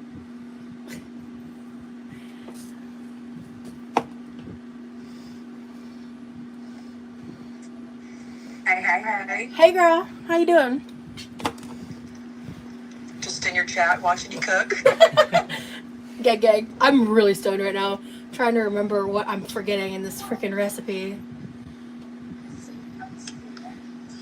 I want to see Rosie. Rosie. Hey. She loves her Rosie, man. What is it that that child would love about Rosie or Rosie's content? I'm just going to let this play and we're going to go back to Rosie. Every time you're on the TV, she's like, "There's my Rosie." That's really cute. Aww. And now she was like, "Mommy, are you chicken parm?" I'm like, "That's me, baby. I'm chicken parmesan." Girl, I can't with you. Actually, I'm what is my name again? I'm not saying your username out loud. You couldn't pay me. There's no super chat in the world that's going to get me to say that sentence again, girl. All right, well, I just wanted to say hi. I'm going to be on for just a little bit, but I'll come back in a little bit. Okay, sounds good. Bye. Bye. I want to make sure I highlight what Funko Sunny said. The kid is reading chat. Exactly. That's exactly what that means. Rosie's chat. Let's finish this off. Hear them, and they're a teenager now. Their birthday's coming up, and I miss the fuck out of them, dude. Honestly, I don't know if I've never really like shown that side of myself online. I've never had the opportunity really, and I'm not going to be interacting with children on the internet because duh. Wait, I'm now connecting that. Nikki T, Barry wanted her to read out the bury my cock in her username.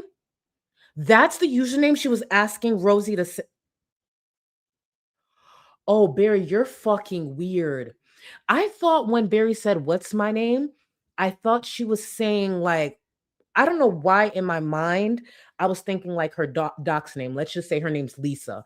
I was thinking that's what she was saying, but you just reminded me after Rosie first said the bury my cock in her username, Rosie said she would never say it again. So that's, oh, Barry's weird. Barry's fucking weird. The way I didn't even catch on to that. Your child's on FaceTime and you wanted Rosie to repeat your username. That's Barry my... Weird, bitch. Weird. And I think overall it's probably in my best interest to stay childless in this life, but I have gone back and forth on that. I'm not gonna lie, it was really hard for me to leave the house today. Like, I had weaved in the original stream into this after we got done with the stepmom story time. But the truth is, the rest of this is Rosie's mom says something in chat, and Rosie's like, "Yeah, mom, where do you think I get it from?" And her complaining about being too fucking fat, big, lazy, and a whole ass bum. That's what remains, at least part of my edit. Y'all, we made it through. I'm gonna go take another shot of Willie's, relax, do my skincare, and at least try to forget that this bitch is this disgusting. And Barry, you weird ass fucking bitch, protect your child. Oh, read my username. What the fuck? Fucking weird. Yo, Barry's weird as fuck. If Nikki T didn't connect that for me, my dumbass thinks she's talking about her damn doc's name. Y'all, go relax. Go enjoy the rest of your evening, day, morning, wherever you are. Don't be mad on the internet. I'm gonna go take it down a notch or two, because this bitch has been pissing me off for the last hour and a half or so. Thank you for anyone who joined. Please, if I can't even say if you enjoyed any part of the stream, listen. Thank you for just being here. I appreciate y'all, and we'll be back here very soon, especially based on some streams that happened this evening. Thank you for all the support. Thank you for showing up, and thank you for sticking around even through just disgusting shit like this. I appreciate y'all. Later, y'all. Plan for 2025, survive.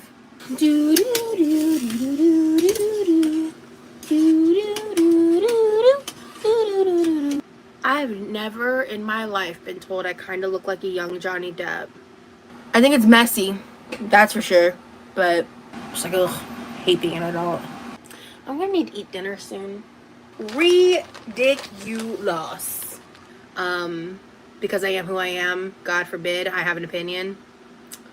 So, right now, I am the drama. I'm part of the drama.